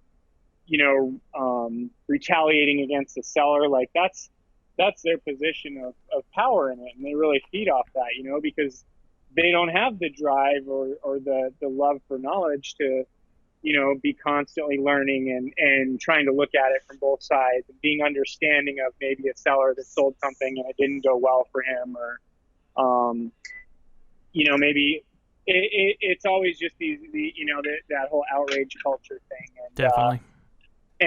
But then when you get serious about it, it's like I can't believe some of the incredible people that I've been able to have access to or interact with, the good ones and the more. Can you guys still hear me? Yeah. Yep. Okay. Yeah. Just the incredible people that I've got to meet and make friends with and stuff. Like Cody was saying, people from all over the world, all walks of life, and then as I get, a lot more serious into it, it's the people that are writing papers, or the people that are making progress in veterinary research and stuff. I mean, I think both, Cody and myself, if we sit back and look at that the people that we do know and the people that we do get to call colleagues and friends, it's like, man, it would be like being into basketball and all of a sudden you're hanging out in a room with Michael Jordan and Trailer, just something like that, like it's like it can happen for you pretty easy and fast in this if you just have a good attitude and you just search out that knowledge and be, when you want to just type out that long response and rip into somebody, just go ahead and do what me and Cody do a lot of times and delete it and walk away. And oh, dude, we spent so much time like typing out just like angry responses and then just go, that's not the way to do it. And then, I do that all the time. I'll start writing a comment and I'm like, why am I bothering? This isn't going to change a damn thing. The person's not going to take it to heart or pay attention to any. Like, just don't bother. Just leave it be and move along. It takes less energy and thought to be productive and kind and not say that stuff. Then, it's like you just say congratulations or whatever. Then it's over. You throw out your opinion in, social media land. And it's just like you never win. Like you just never win. It always ends up at a stalemate because everybody's got their point. They're not going to listen. You're not going to listen. Like, unless I have some, like, other than if I'm just doing some stupid rant to where I know it's not going anywhere. I'm venting on some, like, the rattlesnake roundup thing or something, and you're just pissed. But, like, in a general, like person-to-person debate, it's like, it's just too much energy. You don't win. Nobody wins. And you could be doing something that's furthering yourself that day than doing that. I know I wasted, like, so much time typing something out just to not even send it. It's like, it's just so much easier to be nice to somebody. And if you've got a problem with somebody, just take it up with them. Usually it's probably not as big a problem as you think it is. And, if you both stew on it for a long time, then you just start thinking things that aren't even true and just making yourself more mad at somebody that didn't even deserve it, or you don't even, so it's kind of like, like there are frustrating things, but if they frustrate you that bad, definitely don't blast somebody publicly on, social media. I think that's just the worst thing you could do. You'll have their cronies that'll take their side, your cronies that'll take your side, and nobody's going to win. Everybody's going to waste their time. But it's really hard to hold back sometimes. That's for sure. Cause you definitely want to say it. I want to say it, but I just I'm just not going to do it and be pleasant, like my buddy Carl Barton down here, a mutual friend of, Forrest and I, and, Carl, I've known him since pretty much we moved to Florida in 2008. And, Carl, he just doesn't say a bad word about anybody. He's always super engaged in you. You're the most important person, to him while he's talking to you. And he's done so much cool stuff and is a wealth of knowledge. And he's never talking about himself. He's never talking about his accomplishments. And he's always into what you're doing. And it's not just an act. It's like a legitimate, interest in somebody. And I never see, he's as far as venomous reptiles go, he has med toxin venom laboratories in the Reptile Discovery Center. And he works with some pretty amazing stuff, is involved with anti-venom projects that, are saving people's lives and other research applications for venom and stuff. And this guy's never gloating about that. And I never see him in any drama on Facebook. I never see him in any drama with anybody. I'm sure he has his bad days and stuff too, but the way he handles it is probably much better than most because, I can't think anybody that has anything negative to say because, he's just staying out of that back and forth drama. If you just, like Pia says, and probably got the quote from one of the Entre Leadership podcasts or one of those podcasts, but, practice being more interested than interesting, and that'll just get you so much farther, don't try to show off in front of people how cool you are. Be humble. And, people are seeing what you're doing, like talking about the self-promoting thing and all that stuff and having it come from somebody else. People like we never speak highly of ourselves, and we're always like flattered when people speak highly of us. It's just like, or want to meet us or something, and it's like we feel like we're just Joe Nobody, Yeah. and it's always humbling when people are like value whatever you're saying, and then they you've helped them in one fashion or another. So it just even if you might not necessarily like the person, if you're pleasant to them, you'll feel better about that. And, hey, maybe if you had discrepancies, maybe you could fix them because of that pleasantry. Mm-hmm. It's just easier not to be a dick than be a dick. But I gotta police myself all the time on that because it's hard. You get pretty It's heated, hard. man. I've read some of it, and I'm like, man, like, Cody really unleashed the friggin' beast on that one, man. He really let that one off the leash. Like, my God. Yeah. Every day it's a work in progress. I'm not there yet. I don't think I'll ever be. You got to do it. There was a post or something a couple weeks ago, I think, and you were given like all your reasons for why you shouldn't have a child, and you were like really going like this was like a full-on presentation with like bullet points and everything. I was like, damn, dude. It's like someone posted a picture of their baby, and Cody's like, that thing's the devil. Yeah, right as Forrest has a kid, and like 3 of our other friends has a kid, and I ended up pulling that post down because I was like, trying to practice what I preached. Like, that might have been, I've offended a bunch of people. So, but which was kind of the intent of the post. But, and they're like good people. Hey, maybe the reproduction isn't the worst thing. You want to have those good people that are gonna, fight the rest of the shitty state of the world. Like a lot of the smartest people are not producing because of that reason. They just don't want to add to the population. But if none of those people that would otherwise make really good parents that could rear a child to actually fight all these morons and everything that's going on with this planet right now, it's definitely it's a rock and a hard place there. But I try to be acceptive, but every day it's a work in progress, All right. But yeah, I mean, is getting back to chondros, since that tangent. Oh yeah, went we were far. talking about chondros. We're here to talk about chondros. I could go all day about the ethical and moral conundrum and crossroads of having a baby, but since you guys know Terry, do you guys keep yours kind of on the cooler end? I'll let you go first, Cody. Okay. Rock, paper, scissors. Okay. I guess I win because Forrest said so. So, talking Terry Phillip, like his ambient room temperature stuff. Yeah. He's just asking you what's your temperature. Like, what are you keeping your temperatures at? Because I know Terry keeps his, instead of keeping them at kind of the traditional like mid to high 80s, he keeps his sort of in the lower end of the dial.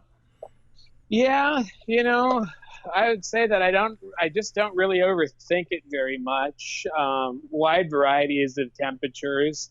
The animals that are in the main area, the nidovirus negative animals, the ambient room during the day is probably 80 to 82 currently. Because I've got some animals that don't have supplemental heat, so the ambient room heat is their heat, like a lot of the elapids and stuff like that, where the mid to upper 70s, low 80s is a perfect temperature for them. Now you could offer basking sites and things like that if you you're keeping your ambient temperatures a little cooler, so maybe they have like the access to some low 70s up to low 80s. Like a lot of the cobras and stuff are actively fossorial, and they live underground. So even though they come from parts of the world that are pretty hot during the day, usually they're tucked in a burrow that's probably moist, soil, and they're not really that hot. The chondros, the same thing. They're in that area with those animals. So I've got them in a habitat systems rack. You saw those yearlings. The night drop, I think I've got them in the upper 70s, like 78 for a night drop. Their hot spot during the day is 84. I don't go over 84. I just really don't think it's that necessary in a small tub. Now, like if you had them in a bigger enclosure of adult animal and you wanted to get that basking in the upper 90s, you could do that if it's an isolated area and that animal can, go back and choose a cooler temperature and have the ability to get away from that heat entirely if they want to. That mid 70s to upper 70s, low 80s, if you're not providing a basking spot, I think that's adequate temperatures, again, on a non-nidovirus infected snake. Those temperatures are totally fine for us, and I've kept chondros like that for pretty much most of the time that we kept chondros. Like we didn't have heat on them. We, because we've known Terry Phillip, and it took a lot of what he says to heart and application. And Carrie's like, oh, they just don't need those high temperatures. And you think about what a snake is, and these animals are active at night, not necessarily for predator avoidance, but because it's cooler, it's not so hot and miserable. I mean, if you've ever been to other parts of the world, desert or tropical, it's hot and humid during the day, or it's hot and dry during the day, and it cools down at night. Most of these snakes, other than your crazy racers and stuff that are basically lizards with no legs, and they just dig, they just dig those like 120, like black racers in Florida, it'll be 98 degrees, and they're just cruising around like whatever. Eastern coat trips, they love it, but everything else is like, screw that, we're hiding until dark, we'll come out and party. And the chondros are the same way, and I think just if they're in isolated conditions like 24 cubed cages or like rack systems and stuff, you just don't want to keep them so hot that they just can't escape that heat. I think like your upper 70s to low 80s, they can digest their food at those temperatures. They're not going to get sick in our eyes as long as they're not infected with some virus. Condors are very tough. Like the nights in these main rooms, we have it segregated in areas, and the main room is area 1, and that's where these chondros are. And, that'll stay in the mid to upper 70s, low 80s for the animals that either have basking or don't have basking, that those temperatures are ideal for. And then we have 2 montane rooms, a montane quarantine and a montane main room. And those have independent AC units in there to keep those conditions much cooler for those animals that live at high elevations and require those conditions. But the chondros, when the night drop in the main room, I'll let it get into the upper 60s, and the chondros seem totally fine. They're still eating at these temperatures. They're still looking good. They're still shedding good. And we have a stuck shed or two. Sometimes it gets a little dry if you're not keeping up on your hydration or your misting and stuff. And you deal with that accordingly. But most of the time, it's just fine.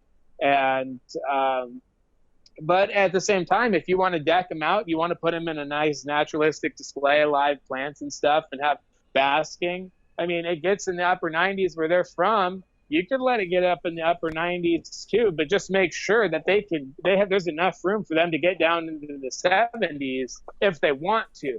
They might stay away from that heat all the time, but you want that heat there in case they're not feeling good and they're trying to fight off an infection or an illness, and they start seeking out that heat. That's going to be one of those ways that you're going to tell that animal, if that animal never basks and then all of a sudden it's basking, that's an indicator that maybe you should be paying it. Yeah, you might want to be paying attention to it. Like with all of our montane tree vipers, both Rheticus that we've got, I provide basking sites for these animals. They almost never use them, but sometimes they do, and that's just after a meal or something. And they're kept in the 60s during the day. And lower at night if we can get them that low. When we build our new facility, we're going to be able to get it down to the 50s and 40s with some of these animals, because that's how to keep them the healthiest. These animals are from high elevation places and they need these things, and there are people that they don't need that, and it's like somebody saying oh, just keep a saltwater fish in freshwater. They don't need the salt, it's just the fish, right? Like, it's like these things have developed to be certain ways. Like Terry Phillip, I love Terry to death. And when he was on Reptile Radio and Morelia Python Radio saying you just don't need to miss chondros, not necessary, they drink from their water bowls. And I took that to heart, and I'm like, and I love Terry, so I'm just like, everybody's like, I miss my chondros. I'm like, well, you don't need to, and they will drink from a water bowl. Mm-hmm. But in recent years, I have started to miss all these animals, whether it's chondros, maybe not all the time. Sometimes I miss, accordingly, like I just, you look like you might need you're a little dry looking, Mm-hmm. spray you down, and stuff. And they immediately start drinking off their coils. But these both Riekus and these naturalistic environments, the palm vipers to the chondro fanatics that don't know what those are, they don't have water dishes because they are in there's nowhere for me to put a water dish. There's live plants growing everywhere. So I'm missing them multiple times a week, and I'm watching them just chug water off their coils. And these, like everything, we've been to Guatemala, we've seen the yellow blotch palm vipers in the wild, seen eyelash vipers in Costa Rica. Every time I see these snakes, they're just wet. They're wet in the jungle. They're just wet, even if it's not raining. They're always wet. They have the ability to get up in branches and breeze and all of that stuff too. But these things they probably drink it every single day, because they're getting that condensation on their coils and they're drinking it off their body. They're drinking fresh water every day. And even if you provide a water dish and they drink out of that water dish, what if they only drink out of that once a week? Right, they're still dehydrated. These tropical snakes, they might have water on them every single morning, sitting in wet vegetation, and they're drinking every morning. So, although I went that route and never missed it, and that worked fine, had fine sheds, nothing, like I had dry sheds too, but no more than I get some dry sheds even when I missed. It just depends on if these animals are actually hydrating, and maybe if they're not hydrating right and they're having blown sheds, that could be another indicator that something's wrong with them. And so I'm starting to miss a little bit more, especially with like some of these palm vipers. They drink all the time, and for not having a water bowl, they some of the most hydrated snakes. They look like some of the most hydrated snakes ever. They look so good. So I'm not so standoffish anymore about not misting. I also think when you mist an animal, it usually encourages them to move around. So a little exercise. Anything, they're crawling around and stuff, they defecate, they might get some residue on them. Maybe you're rinsing some of that stuff off of them too, and just keeping them a little bit cleaner by spraying them down. So I think it's all a matter of preference, but I don't think misting is the devil, and I don't think just because they don't necessarily require it doesn't mean that you shouldn't necessarily do it, as long as you're being mindful of your temperatures and maybe not totally soak them right before you're about to put them into the 60s or something like that. You got to kind of use your rational thinking. Not everybody does, but I'm just kind of all over the place. And in the Nido building, sometimes those temperatures are like it's like, oh, this is probably like I'm gonna get crucified for saying this, but when we first went through the nidovirus outbreak, that building wasn't insulated, and we had to get animals out of the main area. We put a window unit in there to take off some of the edge of the heat, but some of these days these animals would get in the low hundreds, like 103, 104. All their heat's off, right? Because they're in there, it's hot, 140 degrees.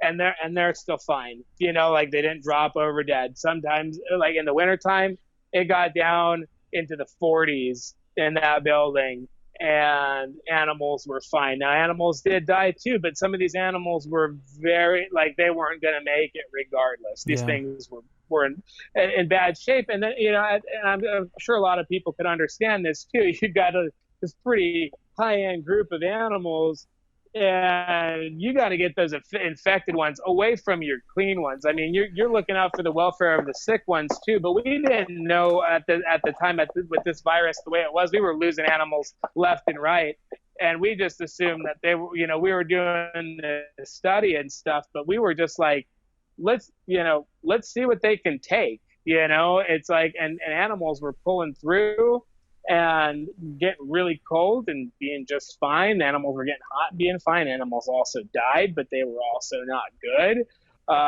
We've got the building insulated now, so we, it's all climate controlled and all of that. But man, they took some pretty extreme temperature, but at night it was perfect because we had Florida temperatures, and it was in the high 70s or whatever, and it was fine at night. And I just thought of it like just like in their natural environment, it gets really hot, then it cools down at night, and we had fans going in there and stuff. Nobody looked overly like they were gonna roll because of that stuff, but at that time we didn't want to spend a lot of time in that building, because we weren't really sure what we were like. We don't want to cross contaminate. We don't want to do this. We were still learning the whole time that we were doing this, and it was the best that we could do at that time in our situation, with the funds that we had and stuff. Because we bought a collection from someone, and where the virus came from, and we just had moved back from Arizona.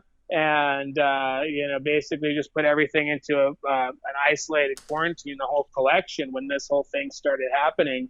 And after the first few necropsies, we were able to identify what it was, and then get a management plan in place. And that was like, get these things out of here. We had a building, and but so we get hot during the day, and it would be fine at night. And we had the AC to take off some of that edge there, so it wasn't, it was like 100 degrees at the top because it's like a tin roof or a metal roof or whatever it is. But like in the individual animal cages, it was probably in the upper 90s. They weren't happy about it, but it was what it was. And to not sound totally insensitive, you kind of write those animals off. You know that they're infected. We're studying them. We're trying to figure out what's going on. But at the same time, it's like, hey, what can a nidovirus snake take? What temperature range can it go? We went into that to the low hundreds and all the way down into the 40s and maybe the high 30s in that building, and we didn't lose everybody. Morpheus never even got a respiratory the signs when all of that happened. So we got to see a lot of different examples of behaviors and stuff, and I'm a little bit more aware of a lot of different stuff, especially behaviors and all of that, temperature related and stuff. But ideally, you're gonna want your mid to upper 70s, low 80s. You could provide hotter basking if there's enough room for the animal to really choose in there and stuff. But nothing wrong with the ambient room heat. An ambient 80 seems to be okay. The hotter they are, the more they metabolize water and dehydrate. So if you're keeping them hotter, frequent misting is probably necessary to make sure that the animals are staying hydrated enough during those high temperatures. Lower temperatures, they may not be it might not be as necessary for them to hydrate as frequently. So it just really depends on where you're at and your experience and stuff. Like, I think some of the, beginners probably should follow some of those recommendations that are written online by people that, have the experience and are, respectable and stuff. And, all the people that have written like Matt Morris and Forrest, help me out here. I'm coming with Matt Morris and David Newman, writing the husbandry stuff on MVF on those things. I think if you're new to that, like, follow that information to a T, because it's good information. And then as you get your experience, you kind of just feel out what you can and can't do and what you should or shouldn't do. But in the beginning, there's some pretty good information. Greg Maxwell's book, even though a lot of people like because everybody's an expert now, right? At the time, Greg Maxwell put the best stuff out there on chondros, and like now it's like, oh, well, don't feed chondros rats because they'll prolapse. We fed chondros rats. You don't like give them a jumbo rat for like a 400-gram animal or something, like, yeah, it'd probably be okay. It's like if they get a rat, they're not going to prolapse.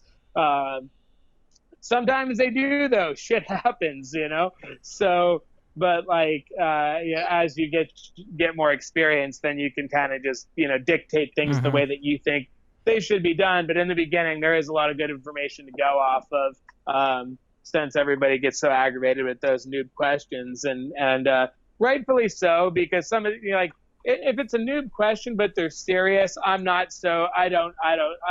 to answer the question. If it's a noob question and they're going to be out of it in a year, I may not spend as much time with them. And that person, those people that are just, they got it. You're going to see them at every reptile show. They're into it, and you want to spend more time with them. But you don't find your mentor finds you, and it's kind of like that. But a lot of good information out there. But yeah, the temperature question, mid 70s, high 70s, low 80s, pretty optimal for green tree pythons, and a little bit more if you want it, but you just have to have the environment to do it. And the people that always want to do the elaborate setups and stuff, we do a lot of bioactive enclosures and things like that here. But I've been keeping things on paper and Aspen and semi natural enclosures that aren't bioactive and stuff. But it took a long time before I kind of grasped the real theory behind the bioactive setups and how they work and operate. And, for somebody that's new doing this, maybe not the best way to, keep these animals without knowing the quirks and the individualities of those animals and how they are. I suggest very basic setups for these animals, paper substrates, PVC perching and things like that. There's a lot of cool 3D printed perches that are available now that are, for tubs and for cages that are, David Brahms makes them. He's actually the official sponsor for the show now. That's awesome, because they're great. I don't have any, but I actually wanted to contact him about some stuff. David's the man. David does it all. Yeah, because out here we got some really nice oak trees and branches, so I'm always constantly clipping twigs and stuff for these things. I know that they appreciate the wood. If you're a snake, it's like, oh, sit on a piece of plastic or wood. They probably want to be on a piece of wood. But for when I lived in Arizona, it was a nightmare, because I was like, everything had thorns on it. So I'm going outside and I'm like, oh man, I can't just clip an oak branch. You got to realize not everybody lives in some really nice areas where you could just clip these branches in a clean area and not be worried about them. I just rinse them off with a hose, let them sit out in the sun for a few minutes and dry off, and put them in there. But the chondros, actually, they're all on PVC perches right now, because the way that they perch is unique. And the PVC stuff works. It's easy to clean.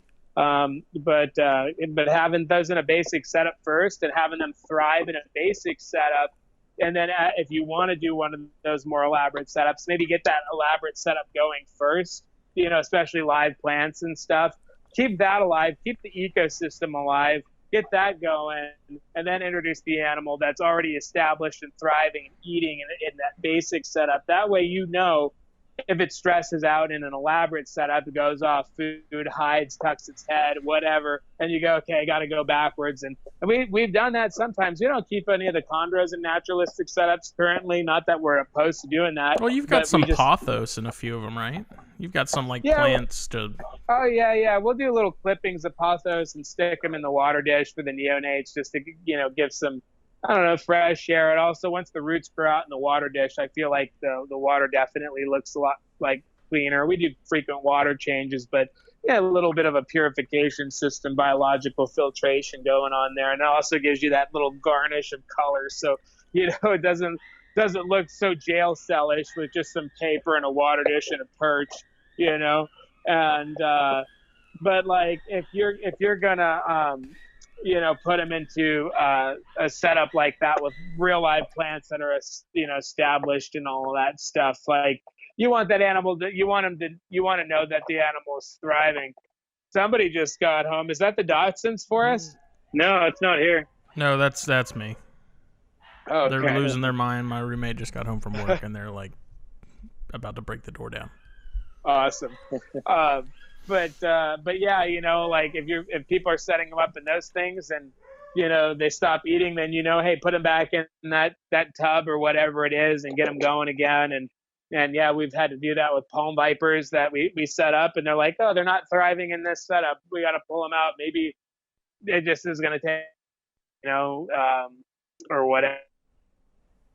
But yeah, a lot of good information out there already. But I'm just never really too worried about it. I always just think like, don't too cold, and for me that's like in the mid 70s, low 80s, and I'm not scared to get them down into the 60s if the main area just happens to get into the 60s.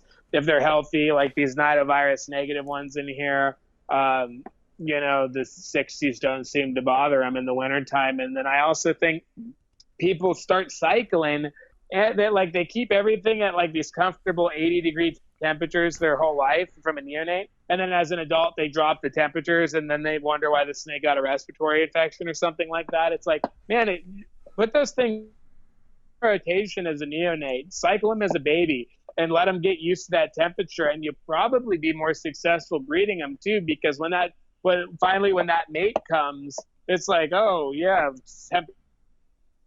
they get more humid, they're drier, whatever, to spur that on. But at least their bodies will be able to take it. We've got a little male Guatemalan palm viper, Bothriechis bicolor, that, he's probably a year old, and he's in the montane room now, and it's 60 degrees at night, and he's got basking bulbs and stuff. But I was talking from Reptilandia, he's a friend of ours in Costa Rica, and he's got a really nice montane palm viper set up there, and he's got a montane room, and he says that they found the more success in raising little montane pit vipers in warmer temperatures for the first year, and then put them into the cold room versus just keeping them in there. So that's what we did. We kept them in high 70s, low 80s for the first year, the little neonate, and then put him into the main room after about a year. He was slamming food and he was looking good and had good body condition. I'm like, all right, I want you to start feeling this now, because it's intense. It's weird to keep snakes and keep them in the 60s. Like, you're like, oh my God, they're all gonna, because I've been keeping things like tree pythons and stuff that's not montane and not cool weather stuff, and you're like, man, this is really, like, this feels weird keeping them at these temperatures. But you also have to give them access to something warmer, or that constant cool temperature may be bad for them if you're not giving them the proper environment. But this animal has been rocking and rolling in those temperatures, and I was pretty scared to do it. I was like, okay, please be okay. You're very valuable. To my knowledge, we have the only pair of the Bothriechis bicolor ornatus in the country, but I'm not 100% sure. I do know that they're the only ones. There's none in any of the zoos in the country, so it's a really special project animal. And it's very unnerving to send them off to those temperatures, like, I hope you do good. But then you got to think, in their environment, they have wild temperature swings, and they do okay as long as they're able to get away and shield themselves from the heat or the cold or the excessive rain or drought or whatever it is. It's really not complicated. It's simply complicated. It is complicated, but after you understand a little bit about it, it's not really that complicated, but sometimes it's difficult to explain.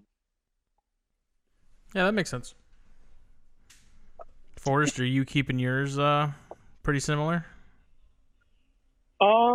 Yeah, so I guess kind of my take on it is pretty similar to Cody's. I mean, for a long time, I kept stuff between 78 and 82 year round in fairly sterile setups. So just a tub, a perch, fresh water at least every 5 to 7 days, sometimes even more. And I just never had any issues with sheds with tree pythons for the most part. Now, I also, like in my current room right now, I have crocodilians and stuff like that, so that helps keep my ambient humidity a little higher than a normal snake room would stay at. It's probably 40 to 50%. But I was just kind of focused more on giving him fresh water and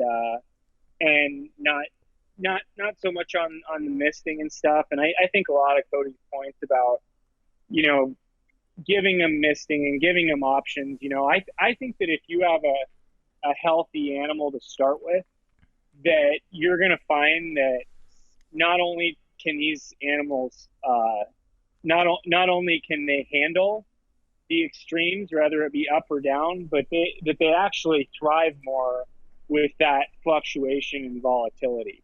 I heard Ryan Wallinson say this about emerald tree boas, about him living in Texas and exposing emeralds to fairly extreme lows. I think 50s and 60s, and then up over 100 even, in a similar kind of uninsulated situation in Texas.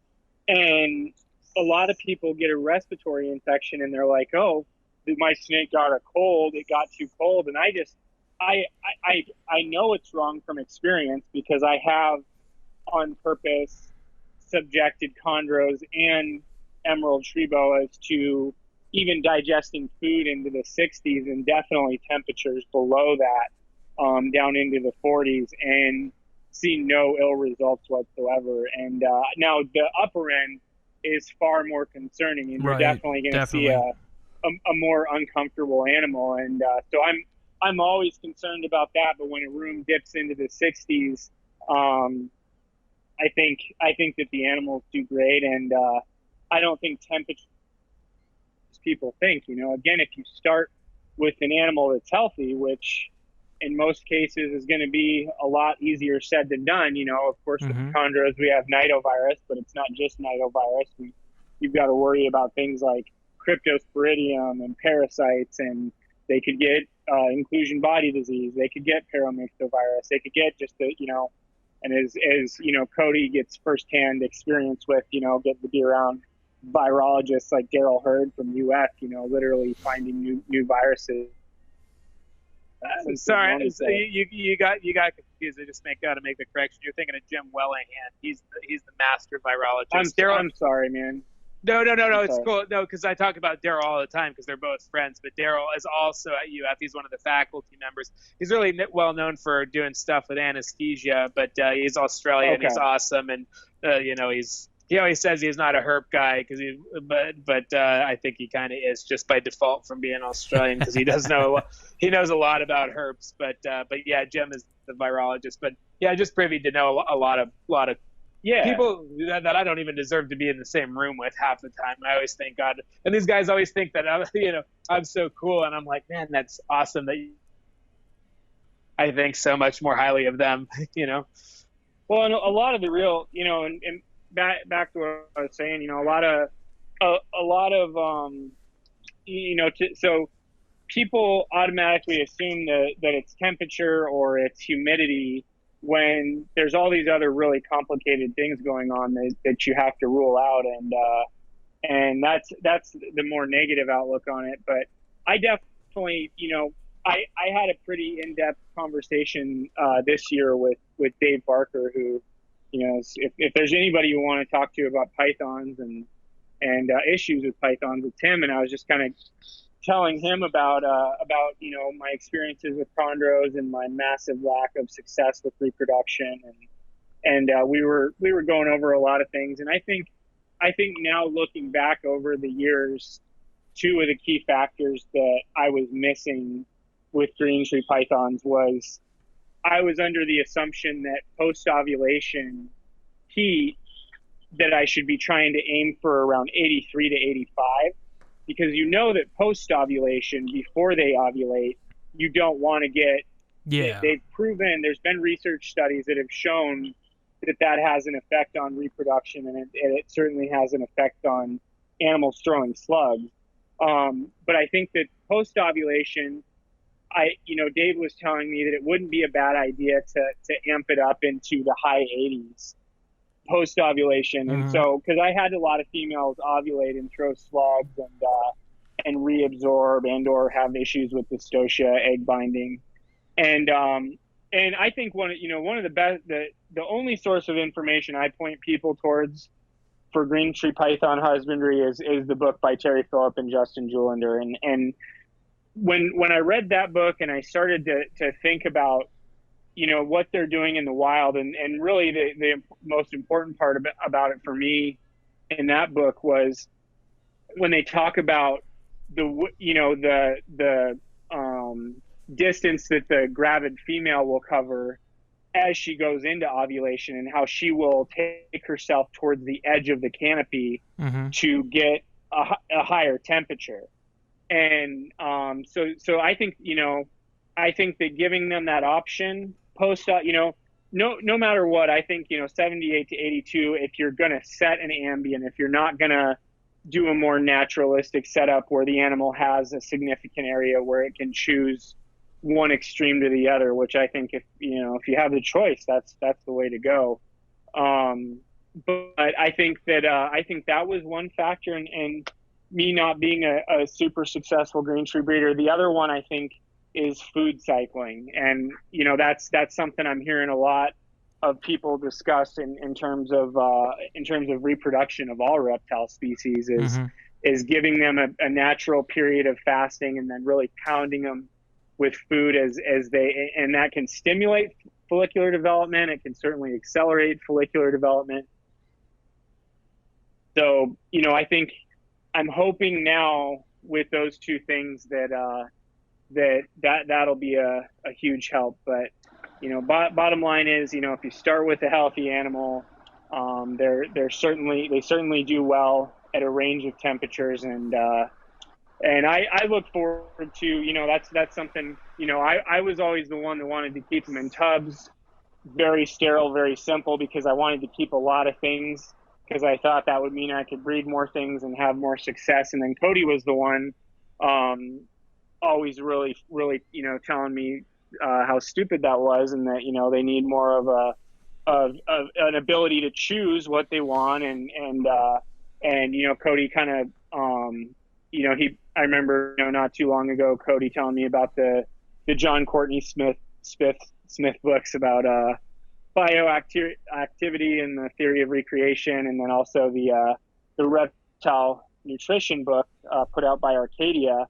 There's also one about metabolic bone disease. There are three books that I find myself reading over and over and over again, and they really just kind of changed my perspective on animal keeping and nutrition. And so I haven't got on board with bioactive stuff, but I certainly am moving in a direction where I want to have less animals and have a lot more fun with those fewer animals, and try to recreate more of a natural, I'd like to have a chondro cage that was, maybe, 6 feet by 8 feet and 10 feet tall, and some natural, greenhouse, those special ones that zoos have, the greenhouse panels that let, I'd just love to see the way they behave. And it all comes down to, hey, why am I doing this? Why am I keeping these animals? What's the purpose of all this? And if your purpose is to reproduce them and have a table at the reptile show and make some money, and there's nothing wrong with that as long as you're treating the animals right. But if you want to understand them and you want to, it's like, what will they do? They have this option, kind of like, are you guys still there? Yep. You guys still there? Okay. Can you hear me now? Yep. Okay. One of my AirPods died. Yeah. But, just wondering, how the animal will behave if you give them those different options. And, like Tony Nicolai told a story of one of his customers that had a emerald tree boa in a large enclosure, kind of like I'm talking about, and it had some koi fish in it, and the emerald tree boa went down and grabbed one of those fish out of the water and ate it. And it's like, no way. You never in your wildest dream would imagine an emerald eating a fish, and it did. And there's stuff like that happening all the time. And so it excites me to kind of think in a different way and want to move more towards these naturalistic setups. And it's nothing new. I mean, you look at Carl Hagenbach Trader's book, how this is a guy back in late 1800s, early 1900s that was selling animals to P.T. Barnum and people all over the world. And he was like the first guy to to start setting up reptiles in these massive enclosures, and his goal was to make it look as much like the environment as possible. So I really want to see what chondros will do in some of the, in the Julender and Phillip book, it shows a chondro wrapped around the stump of a tree, and they said that they regularly find them like that during the reproductive process. And so I really want to cage with a tree like that to see if I can catch the chondro wrapped around that tree. But what'd probably be really good for that is cypress knees. Like you could get them out here. Oh yeah. Like I feel like a cypress knee would be like that perfect thing to wrap around too for a chondro, like that, because you could get them in all different sizes too. Like you could see it, like get a medium small one, and yeah, that would be pretty cool to see that. Yep. Yeah. No, it's definitely funny looking back. I mean, I was always the rack tub guy, and Cody was being in my head. But you go through all this, and you have all these. Everyone's taste change as they get older, and as things advance, everyone sort of shifts and adjusts. And yeah, and I mean, we have the tub rack debate, naturalistic enclosure debate all the time, but I use a lot of racks, and they are tremendously helpful. It's like I love the bioactive setups. I love the natural recreation of like getting as close as you possibly can in an ex-situ scenario, outside of the wild. And I like it. I think it also, if you can get as close to the natural habitat, it just makes the animal look amazing, and they act like they would if you just found them. And if you do it right, like when we design our bioactive stuff, and like where I place, different pieces of cork bark or rock or wood, different woods or whatever, like I'm always thinking of the animal in mind, like, hey, will they wedge themselves in here? Will they do natural behaviors? And that's how I do it. And it's so cool when I'm right in a sense, and I see those animals taking advantage of a certain area that I made, and they're in a posture that you just wouldn't get from like a single PVC pipe perch, or like, just like a twig or something in there. It's like if you give them more stuff that's natural, you're going to see some natural behaviors, natural as you can get lighting, natural basking, the ability to be able to go from like 0 UV to whatever UV that's required from your reptile, the highest point of that required for them, like to where they could totally get into it, or they could get totally away from it like they would in the wild. Having like like in the case of like a Gila monster, imagine like a totally desert enclosure, but having burrows that they could go. When those things scurry under the rocks and into their burrows, it's moist down there. It's not 120 degrees in southern Nevada for them. They're in this little pocket, and they're in there 80-90% of their life. And it's like if you provide those options for those animals, you're gonna see them do those behaviors, but you're gonna see them thrive more. They're gonna be able to act more natural. And some people say, oh, is it necessary? It may not be necessary to keep them alive, but just like a prison cell, it's like a bed, a toilet, a sink, and some food. You're gonna live, but you're not happy. You're not a happy person in there. It's like, you could keep them on some paper. We could keep a hide box in there. Keep a water dish, but if you give them, like when I'm going through there and I'm just hedging back some of the plants and some of these natural setups and stuff, just the feel of those organic plants on your skin is pleasant. You're not like, ugh. When you stick your hand in like a fake plant, it's like it doesn't feel good. It's like itchy and plasticky and shitty, and you're like this animal's curled up in a pile of trash. It's just like all fake. Then you go back to like, okay, if you've got like basking bulbs and stuff in there, or radiated heat panels and all these fake plastic plants, that John Courtney Smith talks about that in the bioactivity book, about those things heating up and emitting chemicals and things that may not be so good for the animals that are in there. So for sure, the animals dig it more. You're going to enjoy them more. I think like the animals only half of the presentation in a captive setting. It's like, we've got some amazing animals here, and you would not be able to like all those palm vipers. You would not be able to appreciate those snakes as much on like some newspaper and a twig or a PVC pipe perch. Versus when you walk in there and they're curled up on a bromeliad, the lighting is adequate, you can see them, you can just look at them and go, man, that snake looks comfortable, And well, whether it's a chondro or some monitor or other lizard, it's like a bronia. Yeah, like you're gonna see those animals behave a little bit differently with more natural options. And when we talk about like enrichment and stuff, I'm not talking about just putting some putting a ball in there for them to roll around or something. That just doesn't make sense for a lot of these animals. But enrichment can be natural enrichment. Like the people get into these different definitions of what enrichment actually is, and is it for the animal or is it for the person? And if you're just giving them everything, minus like predation and stuff, but you could look at yourself as that predator. Every time you have to handle that animal and pull it out of its cage, regardless of what people think about their snakes, they don't like you.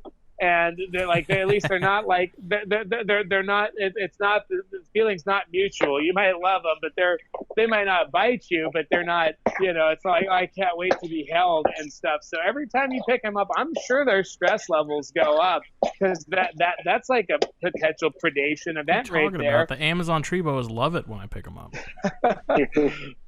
Yeah. So, it's like, enrichment where they almost get eaten, but then they don't, because that stuff happens, and temperature swings, that happens.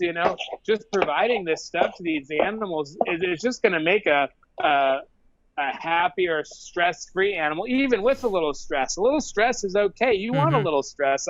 I want animals to feel a little stress sometimes, because it makes them stronger. Like, not unnecessary stress, but if you keep them in a completely stress-free environment, and then you start applying these changes, whether it's cycling or whatever, these animals may drop dead because they were kept in these cushy little, conditions this whole time, and they're not used to that stuff. Where in nature, it doesn't matter if they're a neonate or an adult. Life happens. It's going to be hot. It's going to be cold. They might not find food.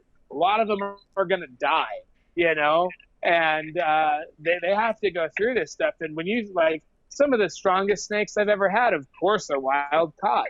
They've been through some shit. They're tough, and if they don't have some ill virus, they're a tough animal. And so I just think there's a lot of different ways that you could keep this stuff, but it definitely I enjoy them more being able to look at them with natural plants. And not everything has it.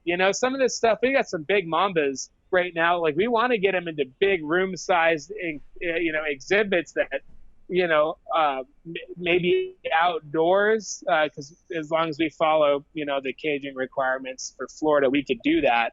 Or have like a greenhouse scenario where it's double contained with outdoor mamba enclosures, where we have like trees and stuff where these things can go in. Because like, you can't just put like a pothos in with some of these giant green mambas, like Western green mambas. It is going to destroy the stuff. You need like real plants and trees they'd be hanging off of. So they're in more, I'll cram some oak branches in there and stuff. And, they'll be, the leaves will be alive for a little bit, or they'll be green, and then they'll fall off and become a part of the substrate. Then I'll cram a new one. And, so they get that feel, but it's not a functioning XC2 ecosystem, but it works. It's not how I would totally like to do it. The animals do okay in it. It's a step up of from just paper and a hide box and stuff. But you could always be doing better. But these animals can do okay in a lot of different ways. So it's just up to you, because not everybody wants to do a bioactive setup, and they don't necessarily need to have that to thrive. But you may like those when Forrest brought up the the animals from the alligator farm, the chondros that lived to be almost 30, those were animals that were in the zoo field for almost 30 years, because that's when they start tracking those. They go off of a system called ZIMS, the Zoological Information Management System, and like all the major zoos are all like on that program, and they share husbandry and breeding and medical information and stuff on these animals. So, that's, ZIMS, and it shows the institutions that they were in before we got them. These things have been around forever, but guess what? Zoos tend to do it up with the exhibits, right? Like natural exhibits, and let these animals, and they also have rack systems, and they have stuff in the back for extra holding, because that's fine too. You think those animals that, were on display that whole time in these naturalistic setups, these are the ones that you see those longevity records, that are decades old. And, maybe there's something about that, like, that helps that longevity. And I don't doubt it. Yeah, go ahead.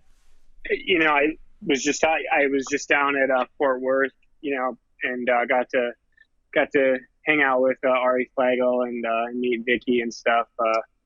And they had a big green tree exhibit, and they're, obviously misters, power sun, mercury, UVB bulbs, and, enclosure must have been 10, 12 feet high. And when I was there, I seen the adult, this Biak. She was hanging up way on the canopy underneath that power sun. And I know Ari told me just recently she had a very large fertile clutch. I think it was 17 or 18 eggs, and wasn't an obese female or nothing. So, like Cody's saying, keeping them in those, that would be my dream, is to be able to do something like that and see them do that. But there's obviously something to that with those longevity records versus us keeping them in cubed enclosures with very little ability to regulate their. I've grown to really hate cubes.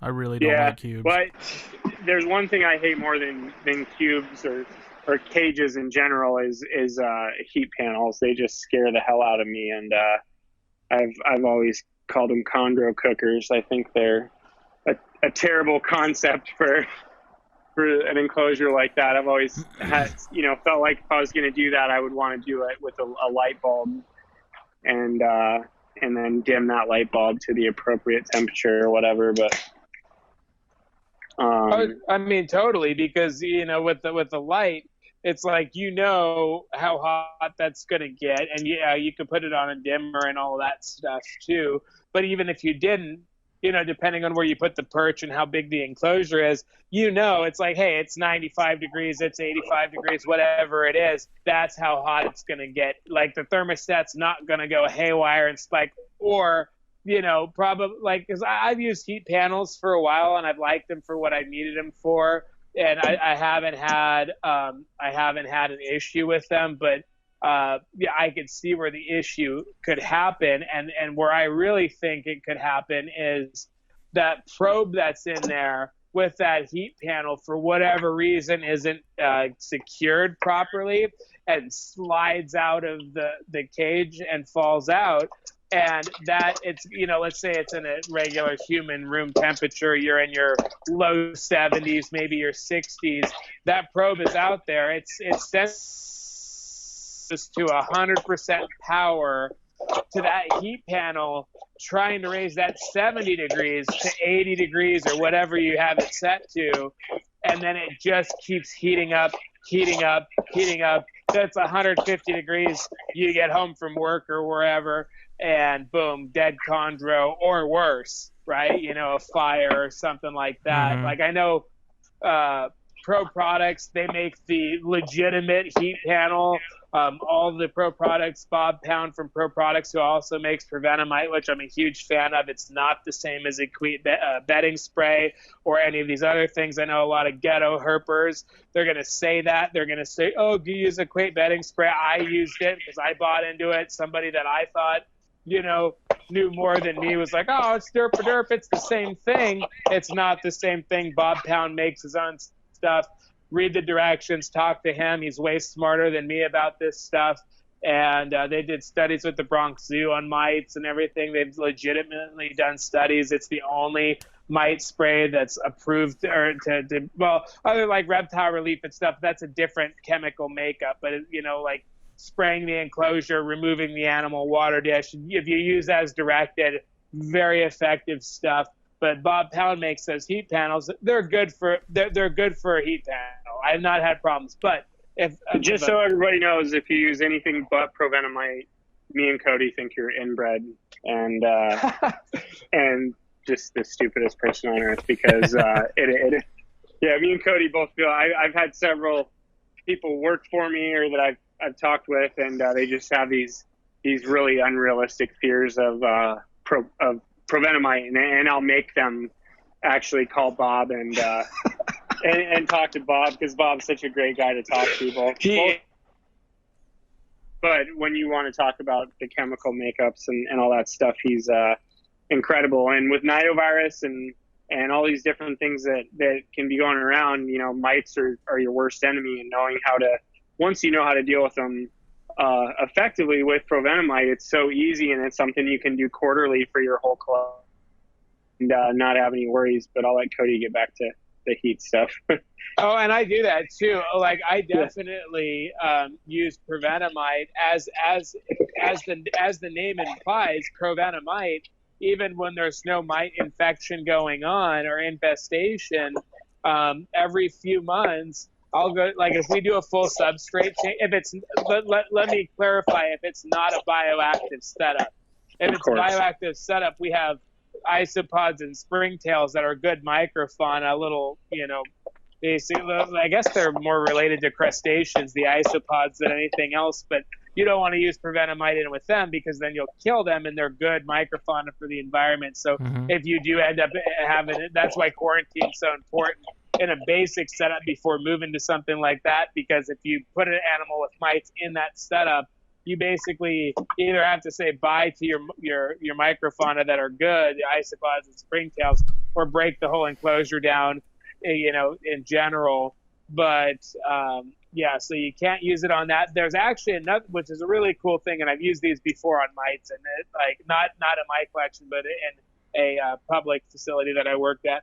Won't name which one, but it wasn't the alligator farm, and we use these predatory mites, where they're mites that are good, that eat mites. Yeah, I've heard about that. When there's no mites to eat, then they eat any organic stuff that may grow on your substrate and whatever. So pretty cool. So in a bioactive setup, if you were to get mites, those predatory mites, which there are companies and people that specialize in breeding those, which really respect to those guys, because that seems like a real tedious thing, breeding predatory mites. I just feel like it's probably not the easiest thing to do. Maybe it is for those guys, but that's super cool if somebody's doing that. But that's what you would use in a bioactive setup. But other than that, provenamide, that's where it's at, and yeah, so it's definitely a very fresh. I don't know how many people that I always have to argue with about provenamide versus whatever, like over-the-counter spray that they get at Walmart, like equate bedding spray that they say it's the same thing as provenamide with a different label. That is false. Bob Pound makes his own stuff. The permethrin that's in the provenamide is not this. He was going over the differences between an agricultural permethrin and another one, again, over my head, talked to him about it. Whatever he did, I trusted him because it made sense to me, him knowing more about it than me, and the fact that he did stuff with the Bronx Zoo, everything. And the FDA. Oh, yeah. And is it FDA or it's the DSA or something? I don't know, but it's good. Just FDA and FDA, EPA. He's had multiple agencies involved in. Are you looking at a can? No, but I literally talked to him last week about provenamide, because Steven had some concerns about it with spraying it on the sides of enclosures that we spray with water and stuff. He was worried about it dripping down and the animals drinking it, and so he didn't want to spray the sides of these enclosures. And so I was like, I'm a smart ass a lot of times. So, he doesn't know when to take me serious or not. And I'm like, look, we got to call Bob. I need you to understand what's dangerous and what's not dangerous about prevenamite. And once it's aerosolized and it's been, a couple of minutes at least for it to air out, they can drink you could spray it in a water bowl, pour water in it, make a drink from that water bowl and be fine. Yep.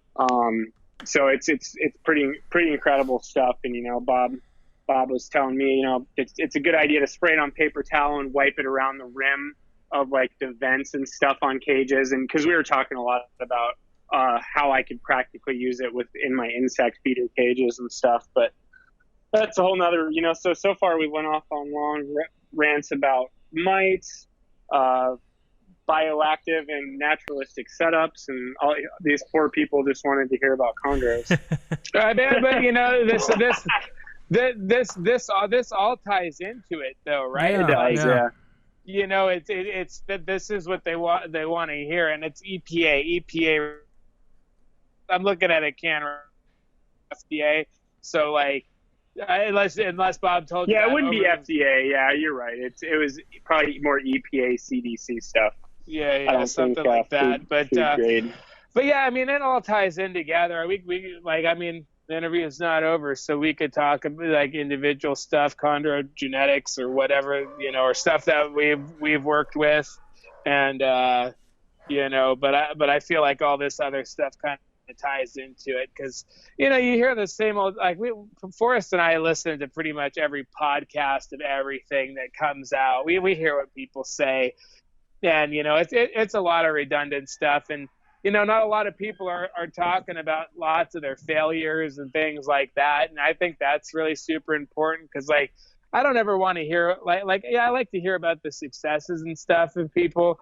But I also want you to be open and honest and tell me what's going wrong, like with us and the nidovirus, and we were very transparent, make sure people knew before somebody started gossiping and saying, oh, these guys have an infected collection. It's like, we want to own it. We want people to know that we've got a virus, or we had a virus, but we managed it correctly, versus people that have these things that never need cropsy their animals. They don't viral test. They don't do this stuff, and they don't know, like it doesn't mean you don't have it. When people say, oh, I got a respiratory infection. Oh, it's probably fucking nidovirus.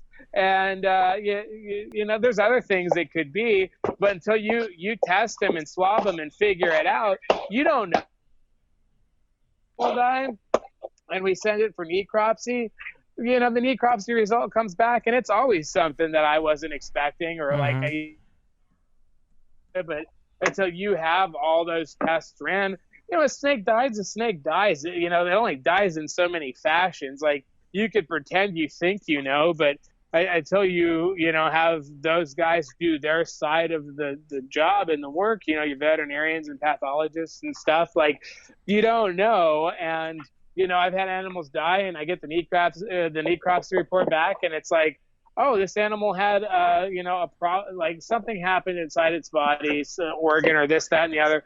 It was not infectious. It puts that to rest. It makes me feel better. Like, okay, it's like, we're good. Like, I mean, that sucks that animal died, but at least I know why it died, instead of just throwing it in the trash, regardless of what species it is.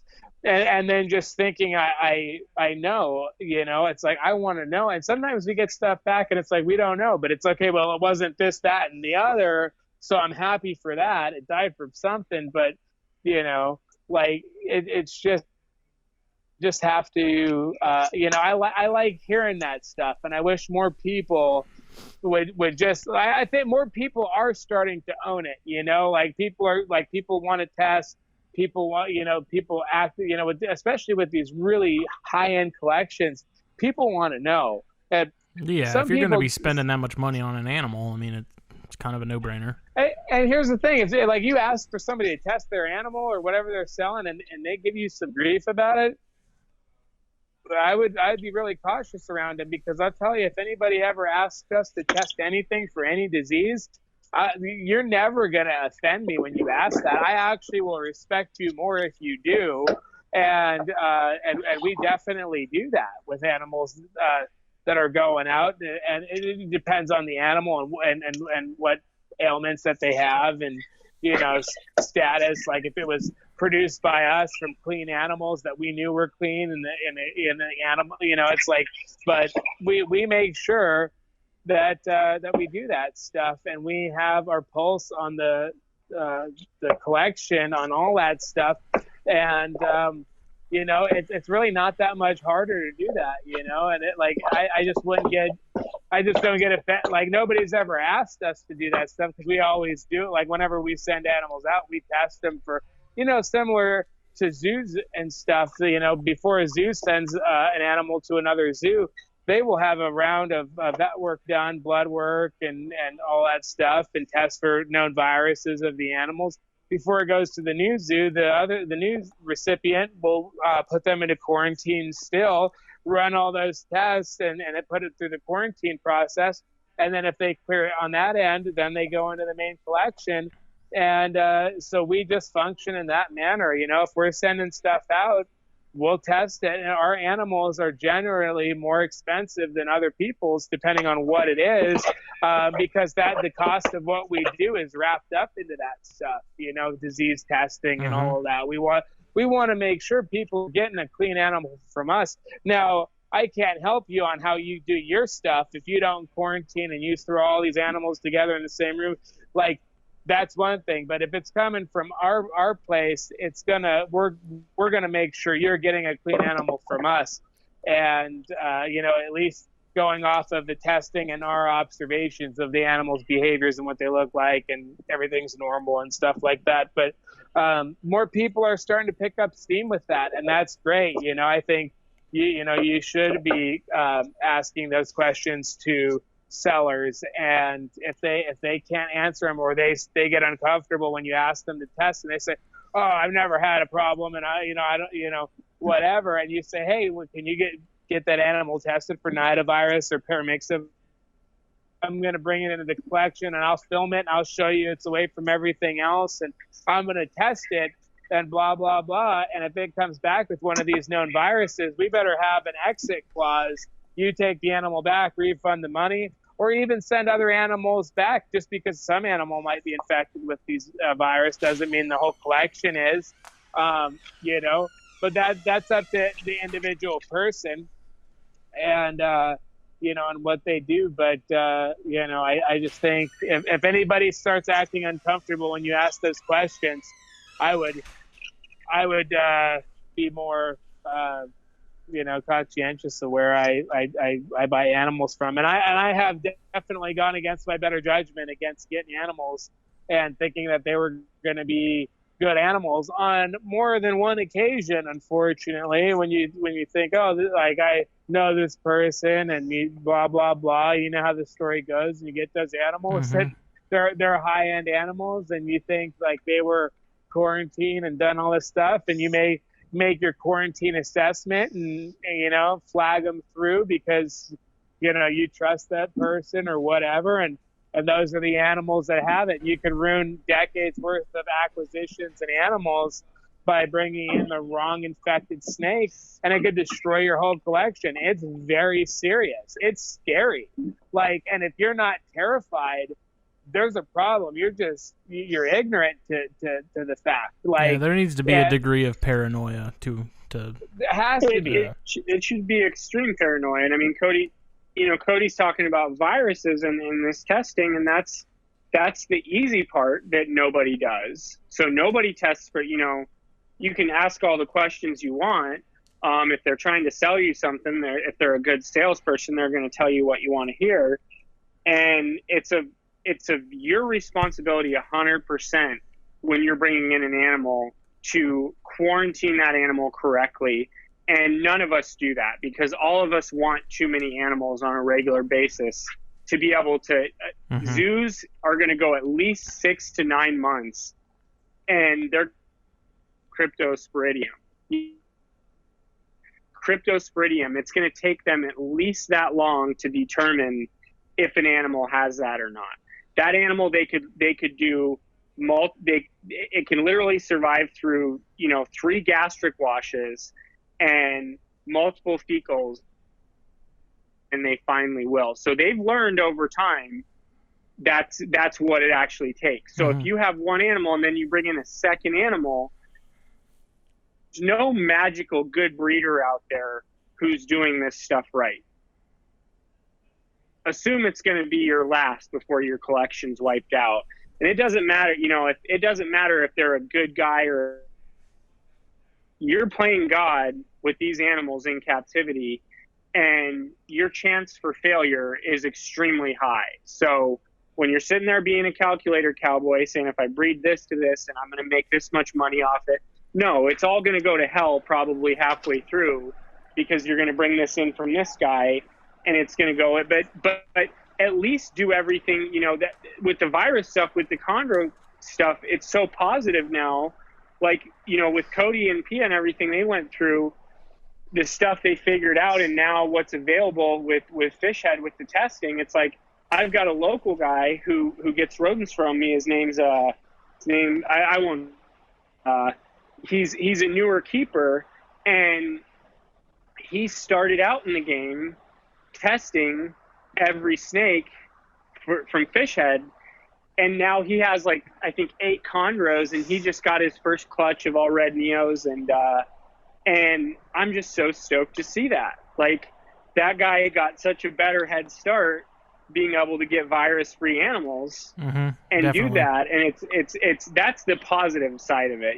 That's the positive side that's hard to get out of me. But the negative reality is when you want to look at this as a said this, and I asked, it's like, it's all bullshit. It's like, if you're, say you're a breeder and then you bring things in from the wild too, like Cryptosporidium can live for years in a tub in your backyard, and these facilities that handle tons of animals, like, they're putting animals through tubs all the time, and an import python or tree boa or this, just insert animal here, the chance of it having something, having Cryptosporidium or having a virus, it's very, very high. And unfortunately, like we found out with green trees, people just specializing in one species that have super nice setups and put literally 6-figure amount of money into animals,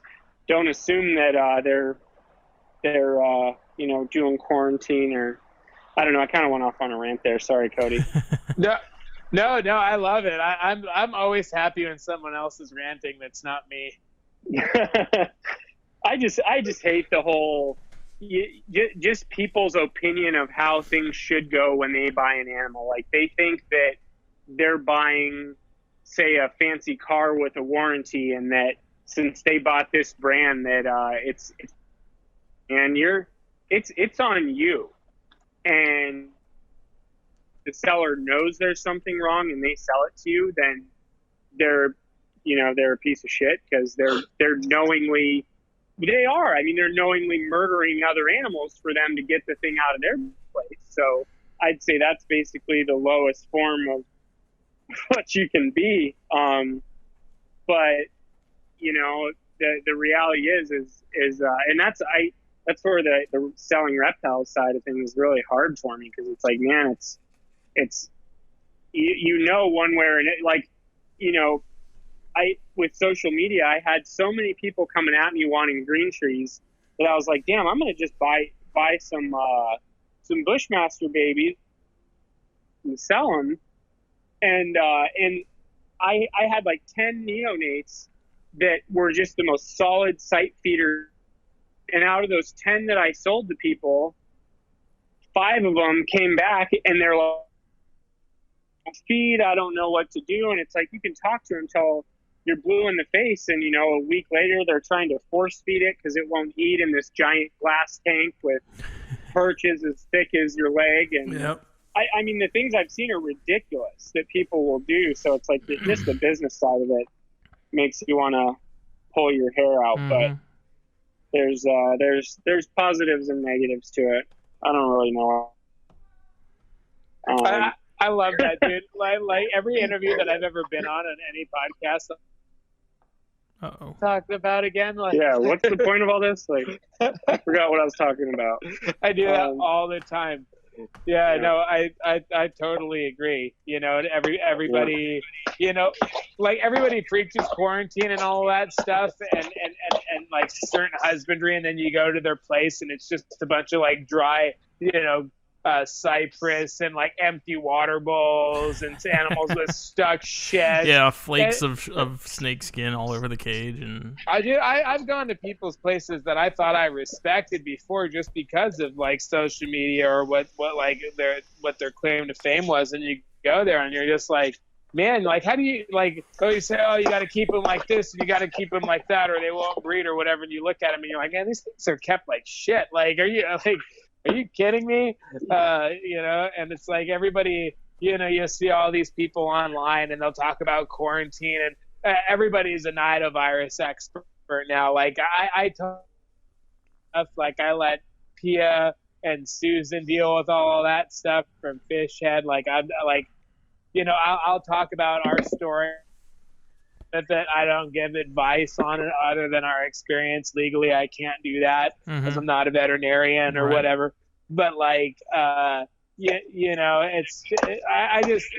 Pia is known for that now, and she handles that very well.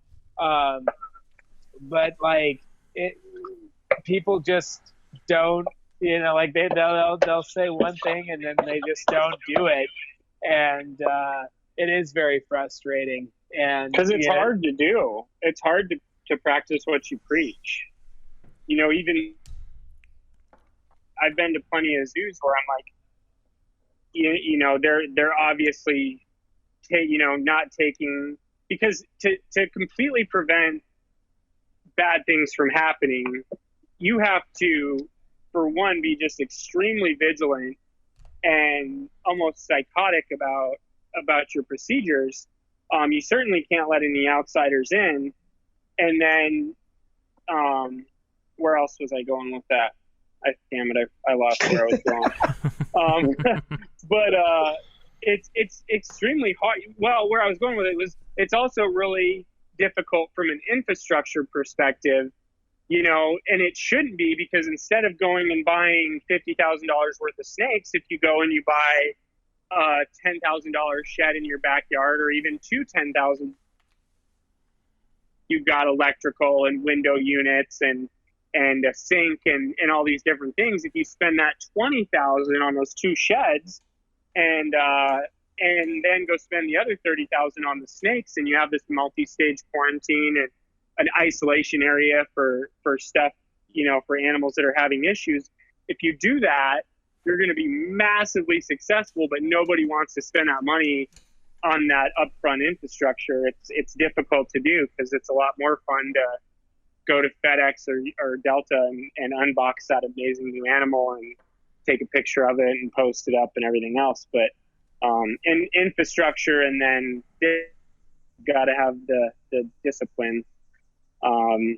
That's what's gonna get you success, and not lead you into so many of the nightmares that me and Cody and I have. Yeah, because no one wants to be the guy that was responsible for massive collection die-offs because they didn't want to take the time to handle it themselves. Everybody record discipline.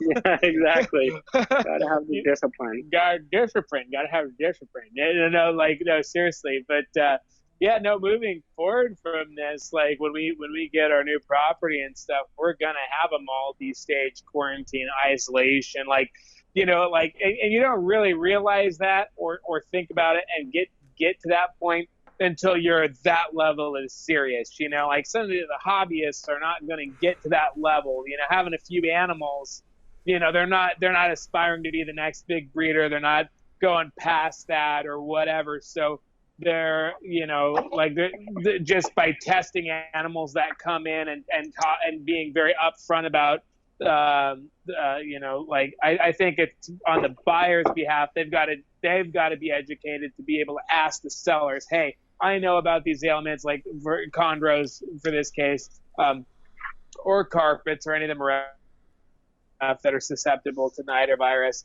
You know, like let those sellers know that you're aware of it. Maybe some of those sellers don't know and say, hey, if you're really that sure yourself, put your money where your mouth is.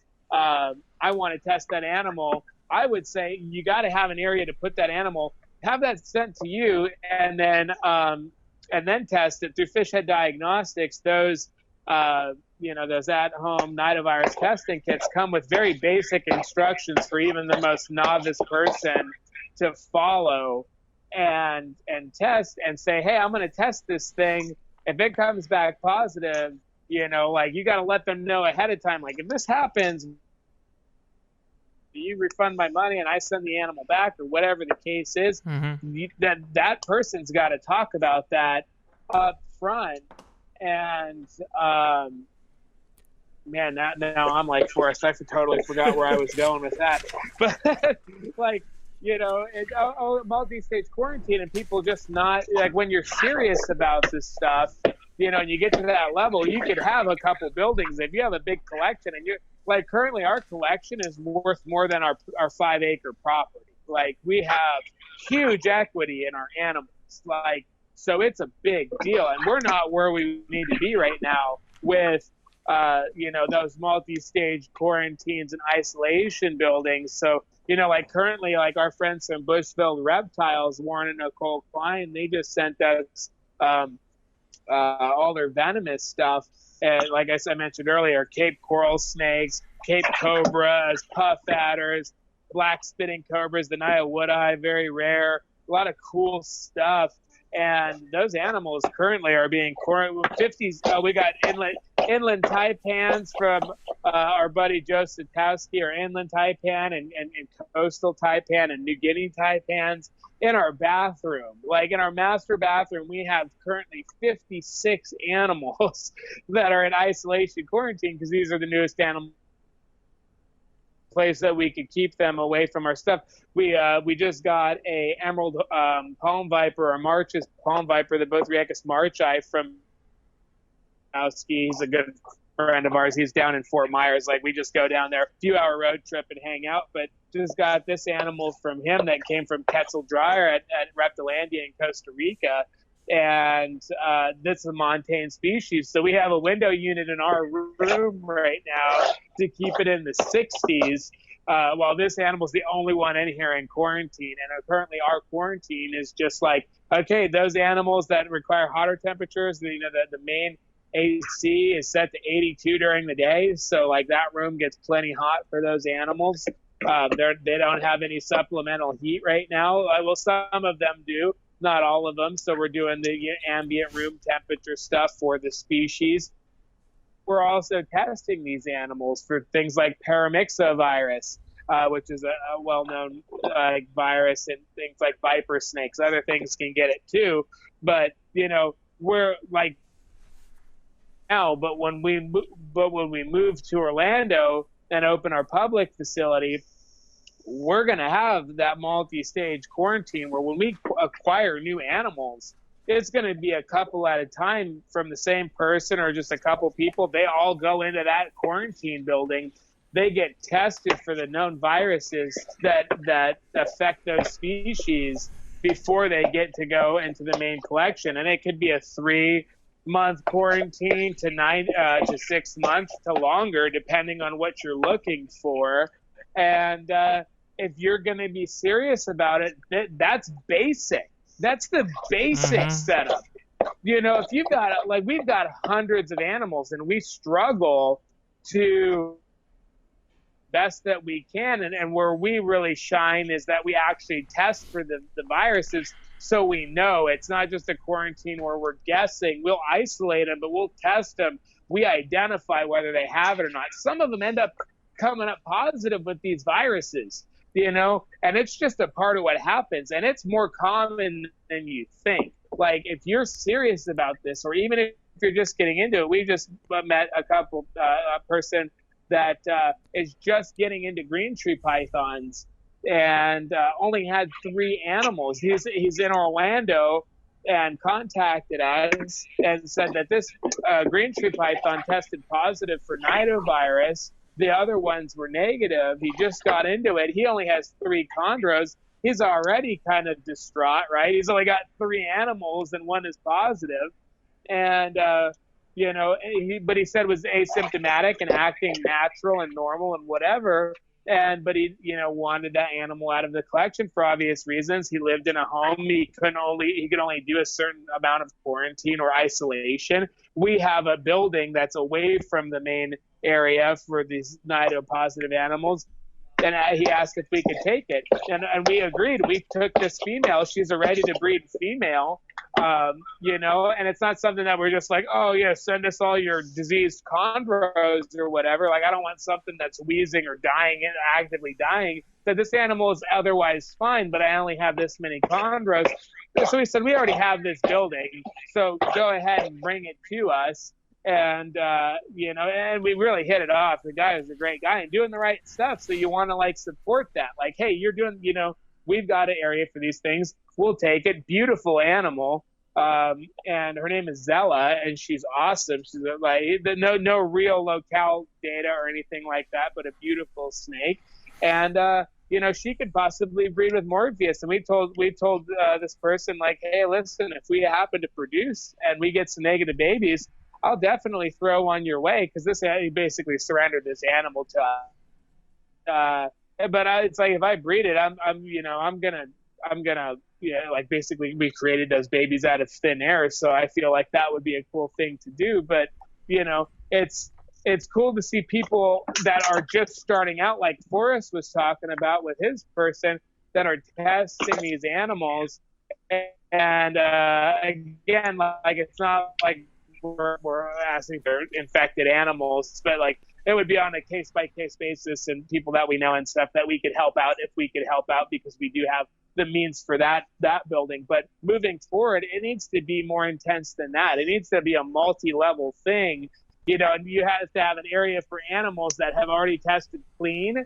If something goes wrong where they start acting like they've got something, they need to be immediately pulled from your main collection and isolated away from any animals that are new acquisitions in that quarantine area. They got to be by themselves. So it can be very if you have the property, or even if you just have a backyard, a couple sheds with independent window units could be enough to manage it really effectively, and better than most people are ever going to do. Because people might say that they do this shit, but they may never do it. So they ask. So you got to ask for some proof sometimes. Everybody's got an iPhone. Send me some video of your setup. We'll do it. We'll send it. If somebody was that concerned about it, we're not worried about it. So we'll put their worries to rest. And but it's tough, and like Forrest and I talk about all the time, it's like, you got to know so much to do this. Like, with construction skills, viral, stuff, you got to at least be somewhat knowledgeable in it. Even if you're not a veterinarian, you got to research that literature. You got to understand what can kill these animals. It's not just like, oh, check out that wicked bloodline. Oh my God, I got to have it. And then post it up on Instagram and Facebook and check me out.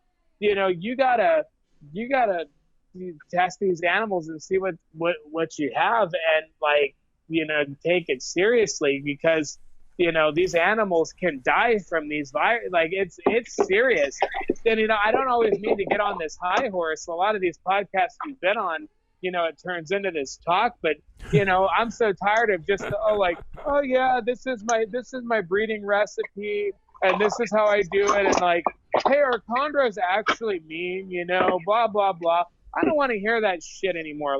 Tell me what I need to hear, tell me what I don't want to hear. Don't tell me what I want to hear. Tell me what I don't want to hear, because that's what I need to know. And not enough people are being upfront about that kind of stuff. And it pisses me off, because we do things the best we possibly can. And it is bullshit that I get some of these rare, expensive as fuck animals for thousands of dollars. We go through the quarantine process, we test them, and they're infected with one of these viruses. Now, this has happened more than once with nidovirus. It's happened to us with paramyxovirus, which is just one of the worst viruses that could ever go through with vipers, and other things can get it as well. But vipers are particularly sensitive to this. then we do have a lot of vipers represented in our collection. And, you know, it's like we quarantine them, other rooms, different. We have box fans with air filters on them, high grade air filters that are supposed to cycle out viruses or most viruses or whatever. And, you know, we do what we're able to do.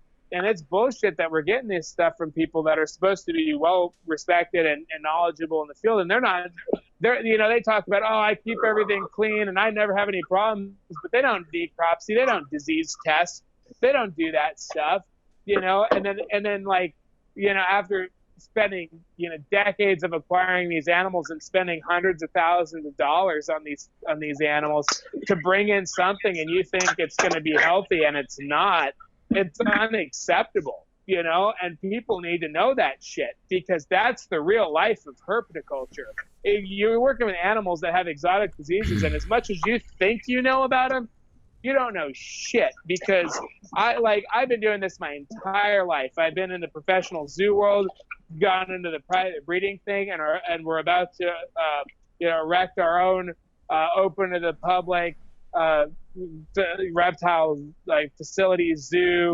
institution, whatever you want to call it, the Reptile Preservation Institute. And like, I still feel like I don't know shit. You know, I'm constantly asking other people that I think are smarter than I am about stuff. I have some of the top veterinarians and virologists that are like literal friends of mine. And like, I have a tremendous amount of resources, and I feel like I don't know shit every day. As much as I know, I feel like I don't know anything. And, you know, and I feel like that's the approach you have to take, because if you don't, you're in trouble. If you think that you know what you know and you got it figured out, go do something else. Because every year I'm facing a new challenge and a new problem, and that will be what makes you successful in this. If you want to go like all the way through whatever it is, open to the public institution, a reptile breeder or whatever, if you give up the fact that you think you know, you're in a bad spot. You know, you constantly have to be questioning people. Even the smartest people I know, they'll give me like an answer or give me some information, and I still question it. Because sometimes the most respect, I don't know if you're right about that, you know, and they may not be, and we can talk about it.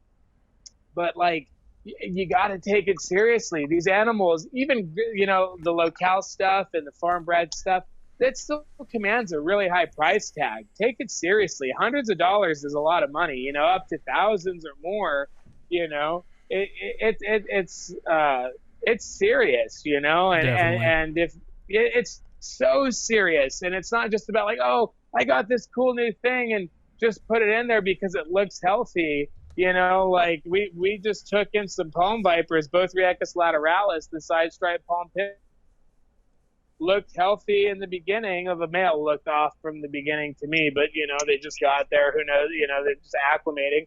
And the male just looked off. And of course, I'm Mr. Pessimistic. You know, sometimes you know, those guys are valuable. I always love Forrest because, you know, he's very positive, but he'll also be pretty, you know, pessimistic too. And if I ever want a real answer, you know, if everybody else is patting me on the back and telling me all the things I want to hear, I know Forrest is going to tell me what I don't want to hear, and that's what I want to hear. That's the stuff that I want to hear. That, you know, like, because he's going to look at it and go, I don't think, you know, like, you know, and he'll tell me why. And, you know, sometimes I'll agree and I'll adopt that. And sometimes I don't. I'll take my stand if I think mine is the right one or whatever. But, you know, I'm willing to hear the other side, you know, but like, yeah, like I get these things and I see this male and, you know, he's not looking hot. He's acting a little weird, stargazing and not eating and whatever. And, you know, do our best to keep him in the game. He's in quarantine. You know, he dies. We immediately send him off for necropsy. He's a viper. It's a high end, at least in the U.S., viper. And, of course, I'm going, it's paramyxo. And, you know, Pietri, she tries to keep me on track. And she'll say, like, look for horses, not zebras. Like, try to look for the most basic thing first. And I always go to the worst thing. Like, I'm always like, yeah, it's Armageddon, you know. And I said, it's totally paramyxa. This animal has paramyxavirus. And no, maybe it's not paramyxa, whatever, And it dies, and we submit it, and of course it's paramyxavirus. So it's like, oh god, okay, now we got to isolate the female, and we tested her. She started coming. She was down with symptoms of the virus, and we tested her and sent that out, and of course she had paramyxavirus too. And these are animals that you just wouldn't think would have it coming in, especially coming from somebody that you thought it was going to be totally fine and whatever. And it's like, you just, nothing personal, you have to treat it just like a zoo. It doesn't matter if the zoo tested it before it got there. The recipient zoo is going to test it again, put it through another 90-day quarantine or 6-month quarantine. Then they're going to do the same round of tests, and if it passes those, then it could be admitted into the main collection or moved to the main collection. And that's how people need to look at this, because if they don't, you're gonna have problems. If you have any sort of collection or you're striving to be a breeder, I never try to sound totally full of myself, but you will 100%, get one of these viruses if you just bring animals in and you don't actually test them. If you have a 50 animals, 100 animals, or whatever, as the number increases, so does your chances of getting one of these things, whether it's Cryptosporidium and colubrids and other things, different lizards, paramyxo and vipers, elapids, colubrids, possibly boids and stuff like that. I think there is documented cases of that, but don't quote me on it.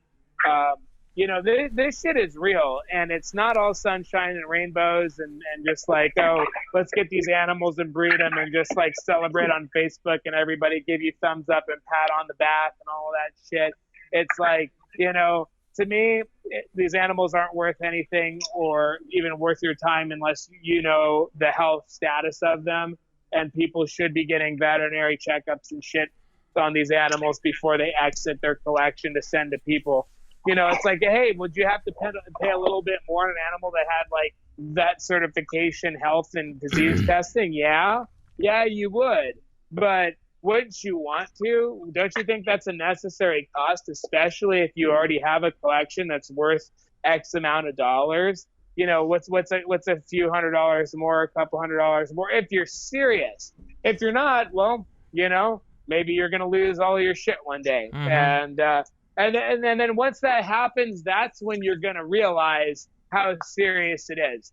After the, Absolutely. Nido and then paramyxo, it's like now, man, once we move and are able to develop the facility, that it's like, even then it might not stop everything from getting through, greatly reduce those variables. And, people will say, oh man, you have some pretty bad luck and stuff. And I honestly think, I look at it as, I wouldn't say good luck, but I'm very appreciative, because the fact that we've tested and we've done this stuff, I realize that this stuff is around, right? It just doesn't happen sometimes. It's out there, and you don't know reptiles are very good at hiding disease. And don't a bottle of Batril or amikacin or ceftazidime, aka Fortaz, that is not reptile medicine. They tell you what needs to happen next. You don't know, so don't act like pull your head out of your ass. Test the animals, take it seriously. If you are a serious person and have a collection, why wouldn't you?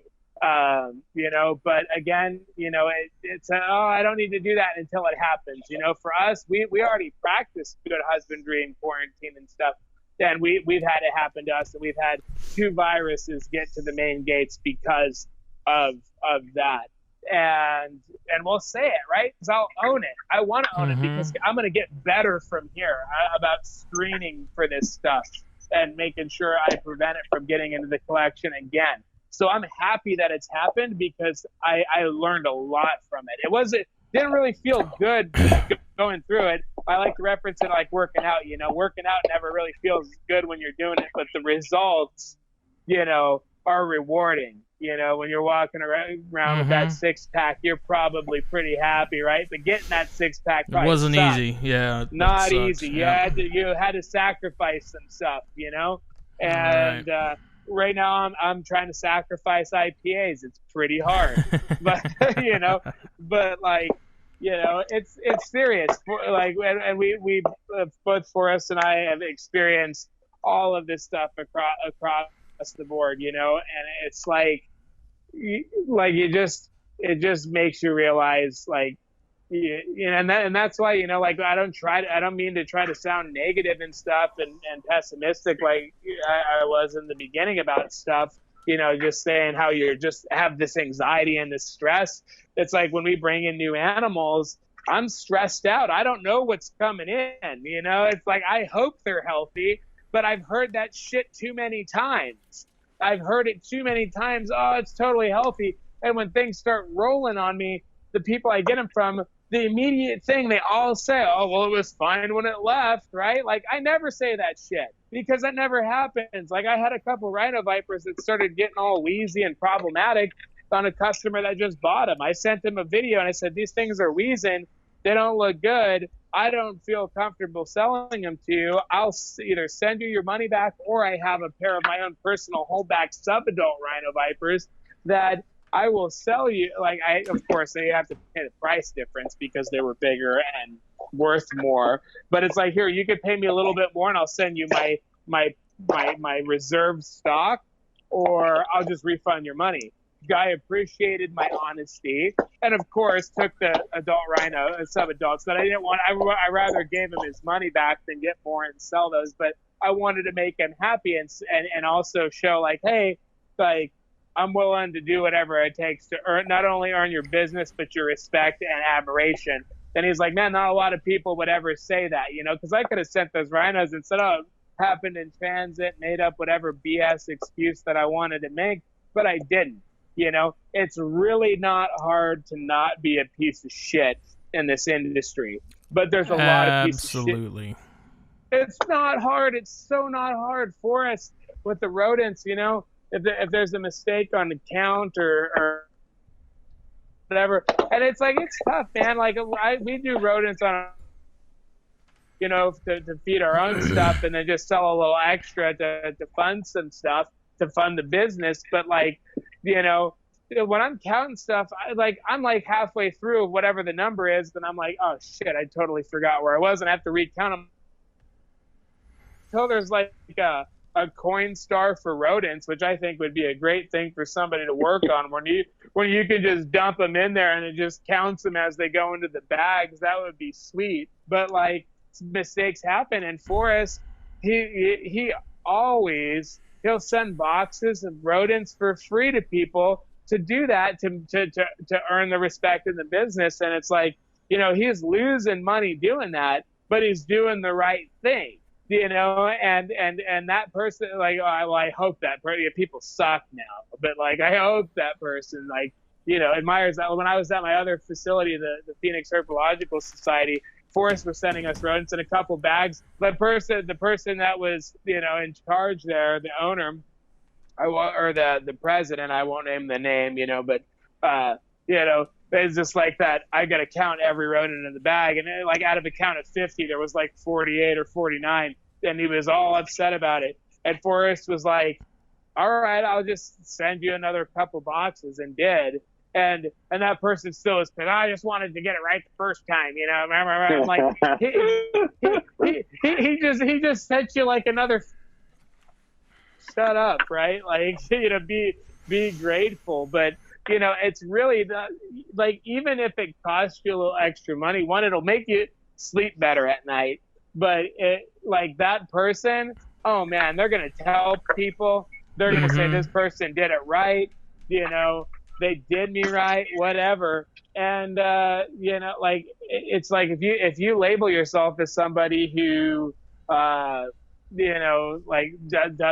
make it right or do anything after that, that word spreads really quickly, and then nobody's gonna do something super simple like that. even if it costs you a little money, it's probably not, because in the long run, those people are going to tell more people, they're going to send more business your way, and they themselves will be repeat customers instead of taking their business somewhere else. So, boom. We're coming up on 3 hours, so we need to close out with something like that. All right. Well, I got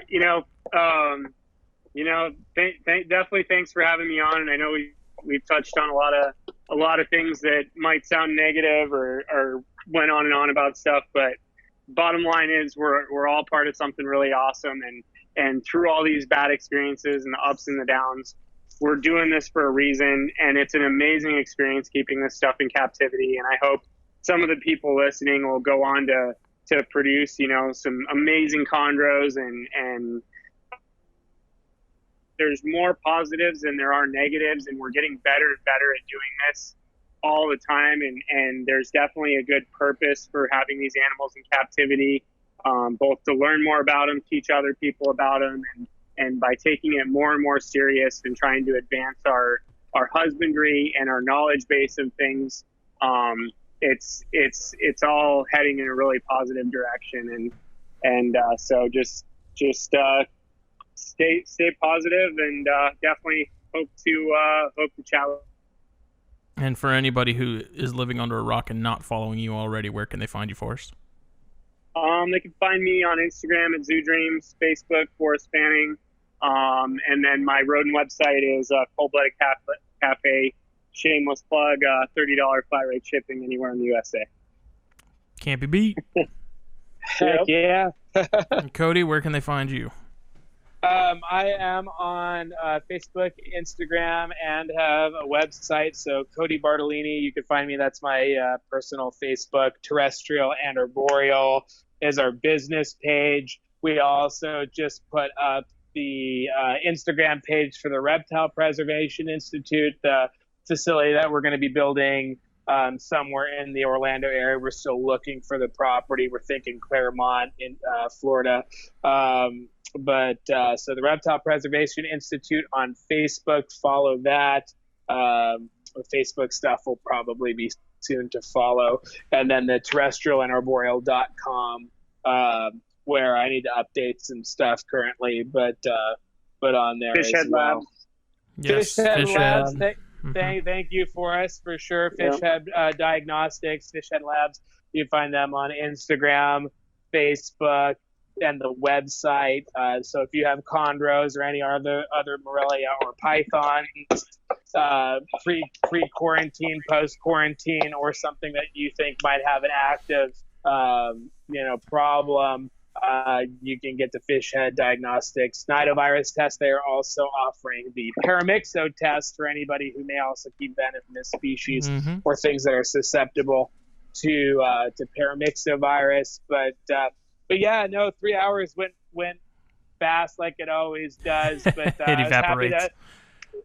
I'm happy Forrest decided to come on. I thought that there would be a lot better back and forth with both of us on there than just me, and it definitely was. And we got to touch on some stuff, but there's just so much more. Like we said before, like between the two of us, we've had some of the most exceptional chondros come through our hands, and been able to work with a lot of great people. So I think around for sure would be a fun thing. And yeah, so you know where to find us, and it's been a blast. Yeah, man. So let us appreciate know when it. you want to do a 5-hour podcast on Mexican and Central American herpetofauna. Yeah. And we'll yep.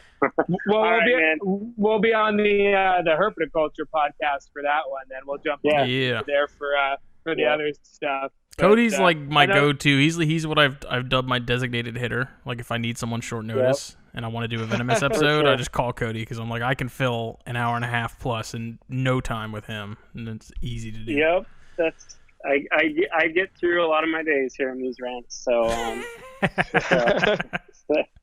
right, man. I'll talk to you guys later. Thank you. Cool. Awesome. See you guys later. Ciao. All right, guys. So, if you've made it this far, congratulations. I was originally really going to try and keep this to like 2 hours and under. Obviously, that didn't happen, but there's a lot of information in Cody's brain. So this is the end of it. Please follow me on Facebook and Instagram at the ChondroCast and at Palmetto Coast Exotics. Big, huge thanks to my official sponsor now for TCC, which is David Brahms at Specialty Enclosure Designs. Please go check his out. Check out his Facebook and his Instagram, and also on his website, he has all his products available. I'll be doing some more video reviews of some of his stuff here coming up soon. And other than that, thank you to Forrest and Cody for coming on again. Well, Cody coming on again. Thanks for Forrest for joining us. See y'all next time.